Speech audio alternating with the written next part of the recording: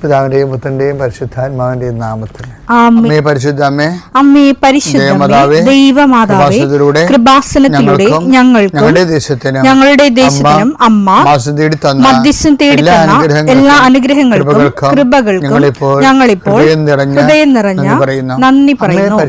അമ്മേ പരിശുദ്ധമ്മേ, ദൈവമാതാവേ, 2004 ഡിസംബർ 7 ഉച്ചകഴിഞ്ഞ് 2:30 കൃപാസനത്തിൽ സംഭവിച്ച അമ്മയുടെ പ്രത്യക്ഷപ്പെടലിനെ കുറിച്ച് തിരുസഭയ്ക്ക് സമർപ്പിച്ചിരിക്കുന്ന പഠനരേഖകളുടെ മേൽ സഭാത്മകമായ പഠനം ആരംഭിക്കുവാൻ ഞങ്ങൾ പ്രാർത്ഥിക്കുന്നു.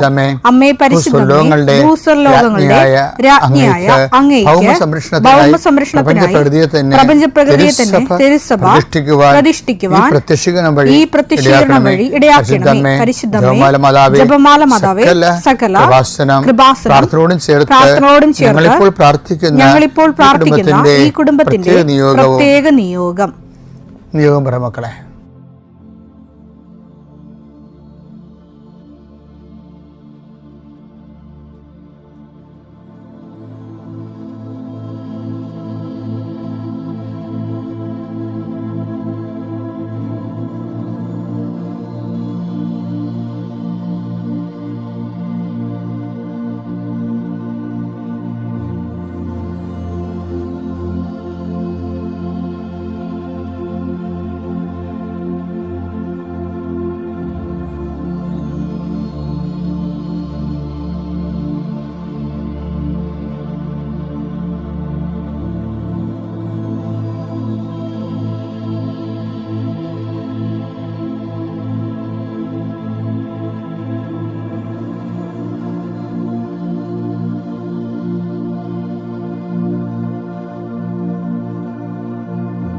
അമ്മയുടെ പ്രത്യക്ഷീകരണത്തിന്റെ ഈ അനുഗ്രഹവേളയിൽ ഞങ്ങൾക്ക് സാധിച്ചു തരുവാൻ കനിയണമേ. ആമേൻ. വിശ്വാസ പ്രമാണം. സർവശക്തനായ പിതാവും ആകാശത്തിന്റെയും ഭൂമിയുടെയും സൃഷ്ടാവുമായ ദൈവത്തിൽ ഞാൻ വിശ്വസിക്കുന്നു. അവിടുത്തെ ഏകപുത്രനും ഞങ്ങളുടെ കർത്താവുമായ ഈശോമിശിഹായിലും ഞാൻ വിശ്വസിക്കുന്നു. ഈ പുത്രൻ പരിശുദ്ധാത്മാവിനാൽ ഗർഭസ്ഥനായി കന്യകാമറിയത്തിൽ നിന്ന് പിറന്ന് പൊന്തിയോസ് പീലാത്തോസിന്റെ കാലത്ത് പീഡകൾ സഹിച്ച് കുരിശിൽ തറയ്ക്കപ്പെട്ട് മരിച്ച് അടക്കപ്പെട്ട് പാതാളങ്ങളിൽ ഇറങ്ങി മരിച്ചവരുടെ ഇടയിൽ നിന്ന് 3-ാം നാൾ ഉയർത്ത് സ്വർഗത്തിലേക്ക് എഴുന്നള്ളി സർവശക്തിയുള്ള പിതാവായ ദൈവത്തിന്റെ വലതുഭാഗത്തിരിക്കുന്നു. അവിടെ നിന്ന് ജീവിക്കുന്നവരെയും മരിച്ചവരെയും വിധിക്കുവാൻ വരുമെന്നും ഞാൻ വിശ്വസിക്കുന്നു. പരിശുദ്ധാത്മാവിലും ഞാൻ വിശ്വസിക്കുന്നു. വിശുദ്ധ കത്തോലിക്കാ സഭയിലും പുണ്യവാന്മാരുടെ ഐക്യത്തിലും പാപങ്ങളുടെ മോചനത്തിലും ശരീരത്തിന്റെ ഉയർപ്പിലും നിത്യമായ ജീവിതത്തിലും ഞാൻ വിശ്വസിക്കുന്നു. ആമേൻ. സ്വർഗ്ഗസ്ഥനായ ഞങ്ങളുടെ പിതാവേ, അങ്ങയുടെ നാമം പൂജിതമാകണമേ. അങ്ങയുടെ രാജ്യം വരണമേ. അങ്ങയുടെ തിരുമനസ് സ്വർഗത്തിലെ പോലെ ഭൂമിയിലും ആകണമേ. അന്നു വേണ്ടുന്ന ആഹാരം ഇന്ന് ഞങ്ങൾക്ക് തരണമേ. ഞങ്ങളോട് തെറ്റ് ചെയ്യുന്നവരോട് ഞങ്ങൾ ക്ഷമിക്കുന്നത് പോലെ ഞങ്ങളുടെ തെറ്റുകൾ ഞങ്ങളോടും ക്ഷമിക്കണമേ. ഞങ്ങളെ പ്രലോഭനത്തിൽ ഉൾപ്പെടുത്തരുതേ, തിന്മയിൽ ഞങ്ങൾ രക്ഷിക്കണമേ. ആമേൻ. നന്മ നിറഞ്ഞ മറിയമേ, സ്വസ്തി. കർത്താവ് അങ്ങയുടെ കൂടെ സ്ത്രീകളിൽ അങ്ങ് അനുഗ്രഹിക്കപ്പെട്ടവളാകുന്നു. അങ്ങയുടെ ഉദരത്തിൻ ഫലമായി ഈശോ അനുഗ്രഹിക്കപ്പെട്ടവനാകുന്നു. പരിശുദ്ധ മറിയമേ, തമ്പുരാന്റെ അമ്മേ, പാപികളായ ഞങ്ങൾക്ക് വേണ്ടി ഇപ്പോഴും ഞങ്ങളുടെ മരണസമയത്തും തമ്പുരാനോട് അപേക്ഷിക്കണമേ. ആമേൻ. കർത്താവേ, നിന്റെ ഉന്നതമായ നാമത്തിന് സ്വസ്ത്രം ചെയ്യുന്നു. കർത്താവേ, നിന്റെ വിശുദ്ധ പൗരോഹിത്യത്തെ മഹത്വപ്പെടുത്തണം. കർത്താവേ, സഭയിലുള്ള സാന്നിധ്യം പ്രകടമാക്കണം. 40 വർഷം ഞാൻ അർപ്പിച്ച കൃപാന്റെ യുഗതിയാണ്. കൃപാസ്ഥാനത്താരെ ജീവനോടെ പ്രത്യക്ഷപ്പെട്ട മാതാവിന്റെ മധ്യസ്ഥത്താൽ ഞാൻ മക്കളെ ഈശോ നാമത്തെ ആശീർവദിക്കുന്നു. കർത്താവേ, ജോലിയില്ലാത്തവര്, വീടില്ലാത്തവര്, ജീവിതത്തിൽ കലഹങ്ങളും ഭിന്നതകൊണ്ട് പിരിഞ്ഞു താമസിക്കുന്ന ജീവിത പങ്കാളികളെ, കുഞ്ഞുങ്ങളുടെ തെറ്റായ അവസ്ഥകൾ കണ്ട് വിഷമിക്കുന്ന മാതാപിതാക്കന്മാരെ, ശാരീരികമായ രോഗങ്ങളെ അവസരപ്പെടുന്നതും രോഗം ആകുന്നതിന് സമയമെടുക്കുന്നില്ലെന്ന് ഓർത്ത് ഉത്കണ്ഠപ്പെടുന്നവരെയും സമർപ്പിച്ച് പ്രാർത്ഥിക്കുന്നു. ഇന്ന് യാത്ര ചെയ്യുന്നവരെ, ഇന്നത്തെ യാത്രയ്ക്ക് വേണ്ടി വിധവിധമായ ഒരുക്കിയിരിക്കുന്ന ലക്ഷ്യങ്ങൾ, കണ്ടുമുട്ടുന്ന വ്യക്തികൾ, സംസാരിക്കുന്ന സംഭാഷണങ്ങൾ, എഴുതുന്ന രേഖകൾ, ഒപ്പിടുന്ന ഡോക്യുമെൻറ്റുകൾ,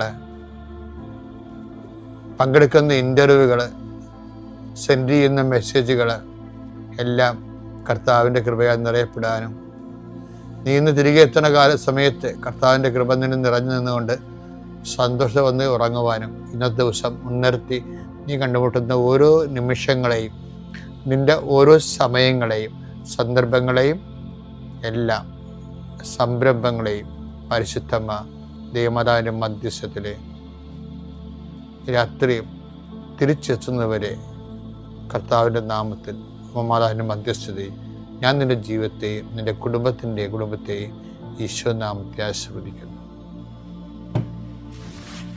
എൻ്റെ പ്രിയപ്പെട്ടവരെ, പിന്നെ നമ്മളെപ്പോഴും കണ്ടിട്ടുള്ളൊരു സംഭവമുണ്ട്. ഞാൻ ഇപ്പോൾ അത് വേറൊരു ആംഗിളിൽ നിങ്ങളോട് പറയുകയാണ്. അതായത് ഈ ദൈവ തിരുസന്നിധിയിൽ സമ്പന്നത എന്നുള്ളത് ഈശോ ഐഡൻറ്റിഫൈ ചെയ്ത് തന്ന ഒരു ആധ്യാത്മിക പ്രമേയമാണ്. ദൈവ തിരുസന്നിധി സമ്പന്നത എന്ന് വെച്ചാൽ ഒരാൾക്ക് ദൈവ തിരുസന്നിധിയിൽ സമ്പന്നനാകാൻ പറ്റുമെന്ന്. ലൂക്ക 12:21. ലൂക്ക 12:21. ഇതുപോലെയാണ് ദൈവസന്നിധിയിൽ സമ്പന്നനാകാതെ തനിക്ക് വേണ്ടി സമ്പത്ത് ശേഖരിച്ചു വെക്കുന്നവനും. അപ്പൊ ഇവിടെ ഒരു ഐഡന്റിഫൈ ചെയ്തിട്ടുണ്ട്. എന്താണ്? ഒരു കുറിമാനം ഇട്ടിട്ടുണ്ട് ഈശോ. എന്താ ഇട്ടിരിക്കണത്? ദൈവ തിരുസന്നിധിയിൽ ഒരു വ്യക്തിക്ക് സമ്പന്നനാകാൻ സാധ്യതയുണ്ട്, അല്ലേ? അപ്പോൾ അതൊരു ഈശോ ഐഡൻറ്റിഫൈ ചെയ്ത ഒരു ആധ്യാത്മിക പ്രമേയമാണത്, ദൈവത്തിൻ്റെ സമ്പന്നത. ഇനി രണ്ട് തരത്തിലുള്ള ആൾക്കാരെ സമ്പത്ത് ശേഖരിക്കുന്ന രണ്ട് തരമായിട്ട് ഈശോ തിരിക്കും. എന്താണ്? ദൈവത്തിരുസന്നിധി സമ്പന്നത നേടുന്നവരും പിന്നെ തനിക്ക് വേണ്ടി സമ്പത്ത് ശേഖരിക്കുന്നവരും. ഇനി നമ്മുടെ ഒരു വിഷയം ദൈവതിരുസന്നിധി ഒരാൾക്ക് എങ്ങനെ സമ്പന്നനാകാൻ പറ്റും എന്നാണ്. അപ്പം നിക്ഷേപമുണ്ട്, നമ്മൾ തിരിച്ചൊന്നും വാങ്ങിക്കണില്ല, തിരിച്ച് വാങ്ങിക്കും. നമ്മൾ ഓരോരുത്തർ ദൈവത്തിന് വേണ്ടി ജോലി ചെയ്യുന്നുണ്ട്, പക്ഷെ അതിൻ്റെ ആനുകൂല്യങ്ങളൊന്നും കൈപ്പറ്റണില്ല. അതൊക്കെ ഇൻഷുറൻസ് പോലെ അങ്ങനെ കിടക്കുകയാണ്. അത് എങ്ങനെയാണ് ദൈവതിരുസന്നിധി സമ്പന്നനാകാൻ കഴിയണത്? ഇതൊരു ടെക്നിക്കാണ് ശരിക്കും പറഞ്ഞാൽ. ബൈബിൾ അറിയാമല്ല, ആധ്യാത്മികമായ ഒത്തിരിയേറെ നോട്ടുകളുള്ള വലിയൊരു ട്രഷറാണ് ബൈബിള്. ലൂക്ക 6:35. തിരിച്ചു കിട്ടും എന്ന് പ്രതീക്ഷിക്കാതെ മറ്റുള്ളവർക്ക് നന്മ ചെയ്യുകയും വായ്പ കൊടുക്കുകയും ചെയ്യുവിൻ. അപ്പോൾ നിങ്ങളുടെ പ്രതിഫലം വലുതായിരിക്കും.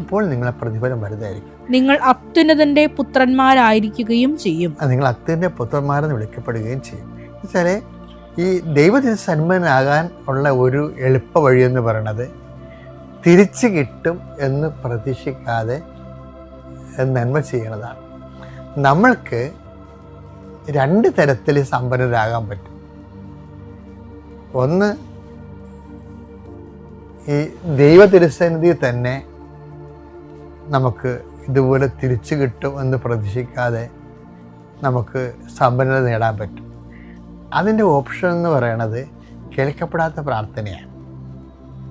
മനസ്സിലായില്ലേ? നമ്മൾ കുറേ കാര്യങ്ങൾക്ക് വേണ്ടി 10 കാര്യങ്ങൾക്ക് വേണ്ടി ചോദിച്ചാൽ ദൈവം ചിലപ്പോൾ 3 കാര്യങ്ങളെ നമുക്ക് സാധിച്ചു തരത്തുള്ളൂ. ബാക്കി 7 നമുക്ക് ന്യായമായിട്ട് തരാൻ പറ്റും. കാര്യം മറ്റുള്ളവർക്ക്, നമ്മളെക്കാൾ കഴിവില്ലാത്തവർക്കും യോഗ്യതയില്ലാത്തവർക്കും ദൈവവുമായി ബന്ധമില്ലാത്തവർക്കും ദൈവം അത് കൊടുക്കുന്നുണ്ട്. അപ്പോൾ നമുക്ക് കിട്ടാനുള്ള യോഗ്യതയുണ്ട്. പക്ഷേ എന്തോ ദൈവം അത് റിസർവ് ചെയ്തിരിക്കുന്നു, തരണില്ല. അപ്പോൾ തിരിച്ചു കിട്ടും എന്ന് ദൈവത്തിൽ നിന്ന് നമുക്ക് തിരിച്ചു കിട്ടാതിരിക്കുമ്പോൾ എന്താണ് സംഭവിക്കുന്നത്? അതിൻ്റെ പ്രതിഫലം വലുതായിരിക്കും എന്നാണ്. ആ പ്രതിഫലം ഏതാണ്? നിത്യതയാണ്. ഓക്കെ അല്ലേ? ഇതുപോലെ തന്നെ ദൈവദിവസത്തിന് സമ്പന്നനാകാൻ വേറെയും മാർഗമുണ്ട്. ഇപ്പോൾ കേൾക്കപ്പെടാത്ത പ്രാർത്ഥന ഒന്ന്. രണ്ടാമത്തെ എന്താണെന്ന് വെച്ച് കഴിഞ്ഞാൽ, ഈ ചില മനുഷ്യന്മാരെ നമ്മൾ ഇപ്പോൾ തന്നെ, ഞാൻ ഓരോ രോഗികളെയൊക്കെ ആശുപത്രി കാണാൻ പോകത്തില്ലേ, അപ്പോൾ ഒറ്റവരെയും സഹപ്രവർത്തകരെയും ഇതൊക്കെ എല്ലാവരും കാണാൻ പോകും.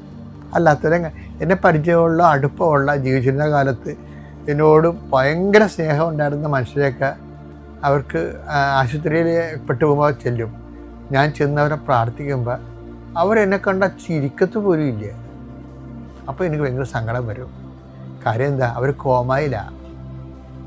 ഞാൻ അവർക്ക് വേണ്ടി പണ്ടവർ എൻ്റെ നിഴൽ കണ്ട കയ്യും കൂപ്പി സന്തോഷത്തോടെ എന്നെ സ്വീകരിച്ച ആൾക്കാർ ഇപ്പം നിർവികാരമായിട്ട് എൻ്റെ മുഖത്ത് നോക്കും. എന്താ കാര്യം? അവർക്ക് ബോധമില്ല, അവരുടെ ബോധം പോയി, അവർ കോമായിലാണെങ്കിൽ പിന്നെ കണ്ണും തുറക്കത്തില്ല. ചിലർ കണ്ണ് തുറക്കും, പക്ഷെ നമ്മളെ മനസ്സിലാകത്തില്ല. അപ്പോഴും നമ്മൾ അവരൊക്കെ ഇപ്പം എന്തുമാത്രം ബൈസ്റ്റാൻഡേഴ്സ് ആണെന്നറിയാമോ? ഈ രോഗികളുടെ ഫസ്റ്റ് കോളും സെക്കൻഡ് കോളും ഒക്കെ എടുത്തുകൊണ്ട് അവരെ കുളിപ്പിക്കുകയൊക്കെ ചെയ്യണത്. ചിലരൊക്കെ പ്രായിക്കൊണ്ടാണ് ചെയ്യണത്. കാര്യം ഞാനേ ഉള്ളൂ, ഇവർക്ക് മക്കളുണ്ടല്ല, ഒന്നും തിരിഞ്ഞു നോക്കിയില്ല, എല്ലാം എൻ്റെ മുതുകത്താണെന്ന് പറഞ്ഞ് ഇങ്ങനെ പ്രാഗിക്കൊണ്ടൊക്കെ ചെയ്യും. അത് ഇങ്ങനെ സാധാരണ ജഡിക മനുഷ്യരങ്ങനെ ചെയ്യും. പക്ഷേ ചിലർക്ക് നല്ല ബുദ്ധിയുള്ളവരുണ്ട്. അവരെന്താണ്, ഈ രോഗിയെന്നൊരു രോഗിയെ ശുശ്രൂഷിക്കുമ്പോൾ അവരിന് ബോധമില്ലാതെ മരിച്ചു പോവുകയുള്ളൂ. നമുക്കറിയാതെ അവർ ഇനി സുഖപ്പെട്ട് വന്ന് നമുക്കൊരു നന്ദി പറയത്തൊന്നുമില്ല. അതുകൊണ്ടാണ് ഈശോ പറഞ്ഞത്, അങ്ങനെയുള്ളവരെ നിങ്ങൾ വിഷമിക്കരുത്, അത് ഞാനാണെന്ന് കരുതിയാൽ മതിയെന്ന്. അതാണ് വിഷയം. അതാണ് ഈശോ പറഞ്ഞത്, ഞാൻ രോഗിയായിരുന്നു, നിങ്ങൾ എന്നെ സന്ദർശിച്ചു എന്നേ പറയില്ല. അപ്പം നിങ്ങൾക്ക് പ്രത്യുപകാരമോ പ്രതിഫലമായിട്ട് ഒരു പുഞ്ചിരിയോ കൈകൊപ്പ് പോലും തരാത്ത ആൾക്കാരെ ശുശ്രൂഷിക്കുന്നതാണ് ഇതെല്ലാം തരുന്ന ആൾക്കാരെ ശുശ്രൂഷിക്കുന്നത്. അപ്പം ഇതെല്ലാം തരുന്ന ആൾക്കാരെ ശുശ്രൂഷിക്കുന്നതിന് 10 പോയിൻ്റ് കൃപയുണ്ടെങ്കിൽ ഈ ഒരു പുഞ്ചിരി പോലും തരാത്ത ആൾക്കാരെ നമ്മൾ ആരും കാണാതെ തന്നെ, ഒരു നല്ല വാക്ക് പോലും കേൾക്കാതെ തന്നെ ശുശ്രൂഷിക്കുമ്പോൾ നമുക്ക് 1000 പോയിൻ്റ് കൃപയാണുള്ളത്. എന്താ കാര്യം? അത് കർത്താവാണെന്നും പറഞ്ഞാണ് നമ്മൾ ശുശ്രൂഷിക്കുന്നത്. അങ്ങനെയാണ് ദൈവതിരുസന്നിധിയിൽ സമ്പന്നനാകണത്. എൻ്റെ പേര് സുരേഷ് ഫെലിക്സ്. ഞാൻ ഡൽഹിയിൽ നിന്നാണ് വരുന്നത്. ഏറ്റവും ആദ്യം തന്നെ ഞാൻ മാതാവിനും ഈശോയ്ക്കും നന്ദി പറയുന്നു. കാര്യം ഇങ്ങനെ ഒരു സാക്ഷ്യം പറയാനായിട്ടും ഇവിടെ വന്നു നിന്ന് മാതാവിൻ്റെ ഈ പരിശുദ്ധമായ സ്ഥലത്ത് നിന്ന് സാക്ഷ്യം പറയാൻ എനിക്കൊരു അവസരം തന്നതിന് ഞാൻ ദൈവത്തിന് നന്ദി പറയുന്നു. ഞാൻ കൃപാസനത്തെപ്പറ്റി ആദ്യം പറഞ്ഞത്, എൻ്റെ സിസ്റ്ററിന് MSc നേഴ്സിങ്ങിൻ്റെ പരീക്ഷയുടെ സമയത്ത് അവൾക്കത് പാസ്സാവുകയാണെന്നുണ്ടെങ്കിൽ ഇവിടെ വരാമെന്ന് അമ്മ നേർന്നിരുന്നു. അതുപോലെ തന്നെ എൻ്റെ വൈഫ് 2023 മുതൽ ഉടമ്പടി എടുത്തിട്ടുള്ള ആളാണ്. എങ്കിലും എനിക്ക് അതിനകത്ത് അങ്ങനെ വലിയൊരു വിശ്വാസമൊന്നും ഇല്ലായിരുന്നു. കാരണം എന്താണെന്ന് ചോദിച്ചാൽ, ഞാൻ യേശുവിനോട് പ്രാർത്ഥിക്കുമായിരുന്നു, എൻ്റെ അത്യാവശ്യ കാര്യങ്ങളൊക്കെ എപ്പോഴും നടന്നു പോകും. അപ്പോൾ അതിന് പ്രത്യേകിച്ച് ഇനിയിപ്പോൾ അങ്ങനെ ഒരു പ്രത്യേക ഒരു ഉടമ്പടിയുടെ ആവശ്യമുണ്ടോ എന്നൊരു സംശയത്തിൽ ഞാൻ അങ്ങനെ അതിന് വലിയൊരു ഇതൊന്നും കൊടുക്കാതെ അങ്ങനെ മുന്നോട്ട് പോകുമായിരുന്നു. അപ്പോൾ ദൈവാനുഗ്രഹത്തിന് ഞാൻ പലപ്പോഴും പഠിക്കുന്ന സമയത്തും ഒക്കെ എൻ്റെ മെറിറ്റ് അല്ലായിരുന്നിട്ടും എനിക്ക് ദൈവത്തിൻ്റെ ഒരു ഗ്രേസ് കൊണ്ട്, അതുകൊണ്ട് യേശുവിനോട് പ്രാർത്ഥിക്കുന്ന ഒരു സമയത്ത് എനിക്ക് എല്ലാ കോഴ്സുകളാണെങ്കിലും അതുപോലെ തന്നെ ജോലി, എല്ലാ കാര്യങ്ങൾക്കും എനിക്ക് നല്ല രീതിയിൽ നടന്നുപോയി. ഒരിക്കലും എൻ്റെ മെറിറ്റ് അല്ലായിരുന്നു, എല്ലാം ദൈവത്തിൻ്റെ ഒരു ഗ്രേസ് ആയിരുന്നു. അങ്ങനെ എനിക്ക് 2 പോസ്റ്റ് ഗ്രാജുവേഷനും ലോയും ഒക്കെ എടുക്കാനായിട്ട് സാധിച്ചു. എങ്കിലും എൻ്റെ ഏറ്റവും വലിയൊരു ആഗ്രഹം എന്ന് പറയുന്നത് എനിക്കൊരു ഗവൺമെൻറ് ജോലി കിട്ടണമെന്ന് തന്നെയായിരുന്നു. ഒരു സെൻട്രൽ ഗവൺമെൻറ് ജോലിയാണെങ്കിൽ അത്രയും നല്ലത്. കേരളത്തിൽ പല സ്ഥാപനങ്ങളിലും ഞാൻ ഗവൺമെൻറ് ജോലിക്ക് അപേക്ഷിച്ചു, പക്ഷേ അപ്പോൾ ഒന്നും എനിക്ക് കിട്ടിയില്ല. ഞാനൊരു 7ഓളം പ്രൈവറ്റ് കമ്പനികൾ, 6-7 പ്രൈവറ്റ് കമ്പനികളിൽ ജോലി ചെയ്തു. വിവിധ തസ്തികകളിൽ അഡ്മിനിസ്ട്രേഷൻ, HR, ലീഗൽ, എല്ലാ വകുപ്പുകളിലും ഞാൻ ചെയ്തിട്ടുണ്ട്. പക്ഷേ എന്നാലും എനിക്കൊരു ഗവൺമെൻറ് ജോലി അപ്പോൾ ഒന്നും കിട്ടിയിരുന്നില്ല. പിന്നെ ഞാൻ ആ കിട്ടുന്നതനുസരിച്ച് അങ്ങ് പോയി. എന്തായാലും എൻ്റെ പഠിത്തവും കാര്യങ്ങളും നടക്കുന്നുണ്ട്, എനിക്ക് മാന്യമായൊരു ശമ്പളമുണ്ട്.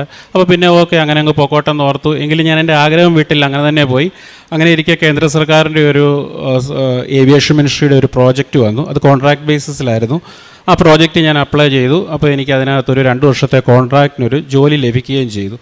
അപ്പോൾ അത് ലഭിച്ചതിന് ശേഷമാണ് എനിക്ക് മനസ്സിലായത്, അവിടെയും ഫ്യൂച്ചറിൽ ഭാഗ്യം ഉണ്ടെങ്കിൽ ഒരു പക്ഷേ ഒരു പെർമനൻറ്റ് ജോലിയൊക്കെ കിട്ടാൻ എന്തെങ്കിലും നോട്ടിഫിക്കേഷൻ ഇട്ട് കഴിഞ്ഞാൽ, ഗവൺമെൻറ് തോന്നിക്കഴിഞ്ഞാൽ ഇട്ട് കഴിഞ്ഞാൽ ആ പ്രോജക്റ്റ് നമുക്കത് അബ്സോർവ് ചെയ്ത് എടുക്കാവുന്നതേ ഉള്ളൂ.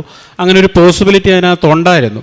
അപ്പോൾ ഞാൻ പല പ്രാവശ്യവും അത് പ്രാർത്ഥിച്ചു. ഞാൻ പല അവസരങ്ങളിലും പല ഹയർ പോസ്റ്റൊക്കെ വന്നപ്പോൾ ഞാൻ അപേക്ഷിച്ചിട്ടും അപ്പോഴെല്ലാം ഞാൻ റിജക്റ്റ് ചെയ്ത് പോകുമായിരുന്നു. അപ്പോൾ സ്വാഭാവികമായിട്ടും എനിക്കൊരു ബുദ്ധിമുട്ട് വന്നു. കാര്യം എന്താണെന്ന് വെച്ചാൽ, ഞാൻ ആഗ്രഹിച്ച ഒരു പോസ്റ്റിൽ കോൺട്രാക്റ്റ് വന്നിരിക്കുന്നുണ്ട്. ഞാൻ ഇങ്ങനെ അങ്ങ് പോയി കഴിഞ്ഞാൽ 60 വയസ്സ് വരെ അങ്ങ് പോകാൻ, പെൻഷനൊന്നും കാണത്തില്ല, ഒരു സ്റ്റാൻഡേർഡ് സ്കെയിൽ പേ കിട്ടും, അത്ര മാത്രമേ ഉള്ളൂ. പക്ഷേ ഇത്ര അടുത്ത് വന്നു, ഇങ്ങനൊരു അവസരമൊക്കെ ദൈവം തന്നു, എന്നിട്ടും എന്തുകൊണ്ട് നമുക്കതൊരു പെർമനൻ്റായിട്ട് കിട്ടുന്നില്ല? അപ്പോൾ പലപ്പോഴും ഏവിയേഷൻ ഇൻഡസ്ട്രി എക്സ്പീരിയൻസ് ഇല്ലാത്തതുകൊണ്ടും 10-17 വർഷം പ്രൈവറ്റിലായിരുന്നതുകൊണ്ടും അവർക്കൊരിക്കലും അത് കൺസിഡർ ചെയ്യാനായിട്ട് പറ്റത്തില്ല. കാരണം അറിയാമല്ലോ, ഗവൺമെൻറ് പ്രോസസ്സ് എന്ന് പറഞ്ഞു കഴിഞ്ഞാൽ ഒരാൾ അകത്ത് വർക്ക് ചെയ്യുന്നു എന്ന് പറഞ്ഞൊന്നും അയാൾക്ക് കിട്ടത്തില്ല. ഓൾ ഇന്ത്യ നോട്ടിഫിക്കേഷനാണ്, അതിനനുസരിച്ച് നമ്മൾ അപ്ലൈ ചെയ്യണം, ഇൻ്റർവ്യൂ അറ്റൻഡ് ചെയ്യണം, ഈ കാര്യങ്ങളെല്ലാം പ്രോസസ്സിൽ കൂടെ പോകണം. അപ്പോൾ അവിടെ അകത്ത് വർക്ക് ചെയ്യുന്നു എന്നുള്ളത് ഒരു സ്പെഷ്യൽ കാര്യമൊന്നുമല്ല. എങ്കിലും ഞാൻ പ്രാർത്ഥിച്ചു, എൻ്റെ ആ സെയിം പോസ്റ്റിൽ തന്നെ ഒരു നോട്ടിഫിക്കേഷൻ അങ്ങനെ വരികയുണ്ടായി. പക്ഷേ ഒറ്റ വേക്കൻസി ഉള്ളപ്പം ഞാനൊരു ജനറൽ കാറ്റഗറിയാണ്, മൈനോറിറ്റി കാറ്റഗറി. അപ്പോൾ എനിക്ക് പ്രത്യേകിച്ച് റിസർവേഷനോ ഒരു കാര്യങ്ങളുമില്ല.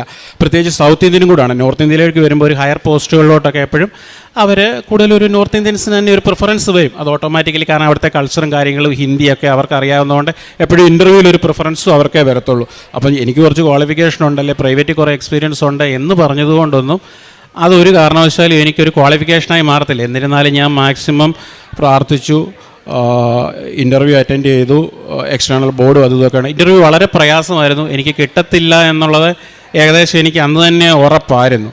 അതുപോലെ തന്നെ ഞാൻ ഏതെല്ലാം ഗവൺമെൻറ് ഓർഗനൈസേഷനിൽ വർക്ക് ചെയ്യണമെന്ന് ആഗ്രഹിച്ചോ ആ ഓർഗനൈസേഷനിൽ വർക്ക് ചെയ്യുന്ന പലരുമായിരുന്നു ഡെപ്യൂട്ടേഷനായിട്ടും അല്ലെ ഈ പോസ്റ്റിലേക്കും അപ്ലൈ ചെയ്തിരുന്നത്. അപ്പോൾ എനിക്ക് സ്വാഭാവികമായിട്ടും മനസ്സിലായി അവരുമായിട്ട് മത്സരിച്ച് എൻ്റെ കയ്യിലിരിക്കുന്ന ഒരു ക്വാളിഫിക്കേഷൻ വെച്ചിട്ട് എനിക്ക് കയറിപ്പോകാൻ പറ്റത്തില്ല എന്ന് എനിക്കറിയായിരുന്നു. കാരണം ഗവൺമെൻറ് എക്സ്പീരിയൻസ് വരുമ്പം എൻ്റെ കുറഞ്ഞു പോകും.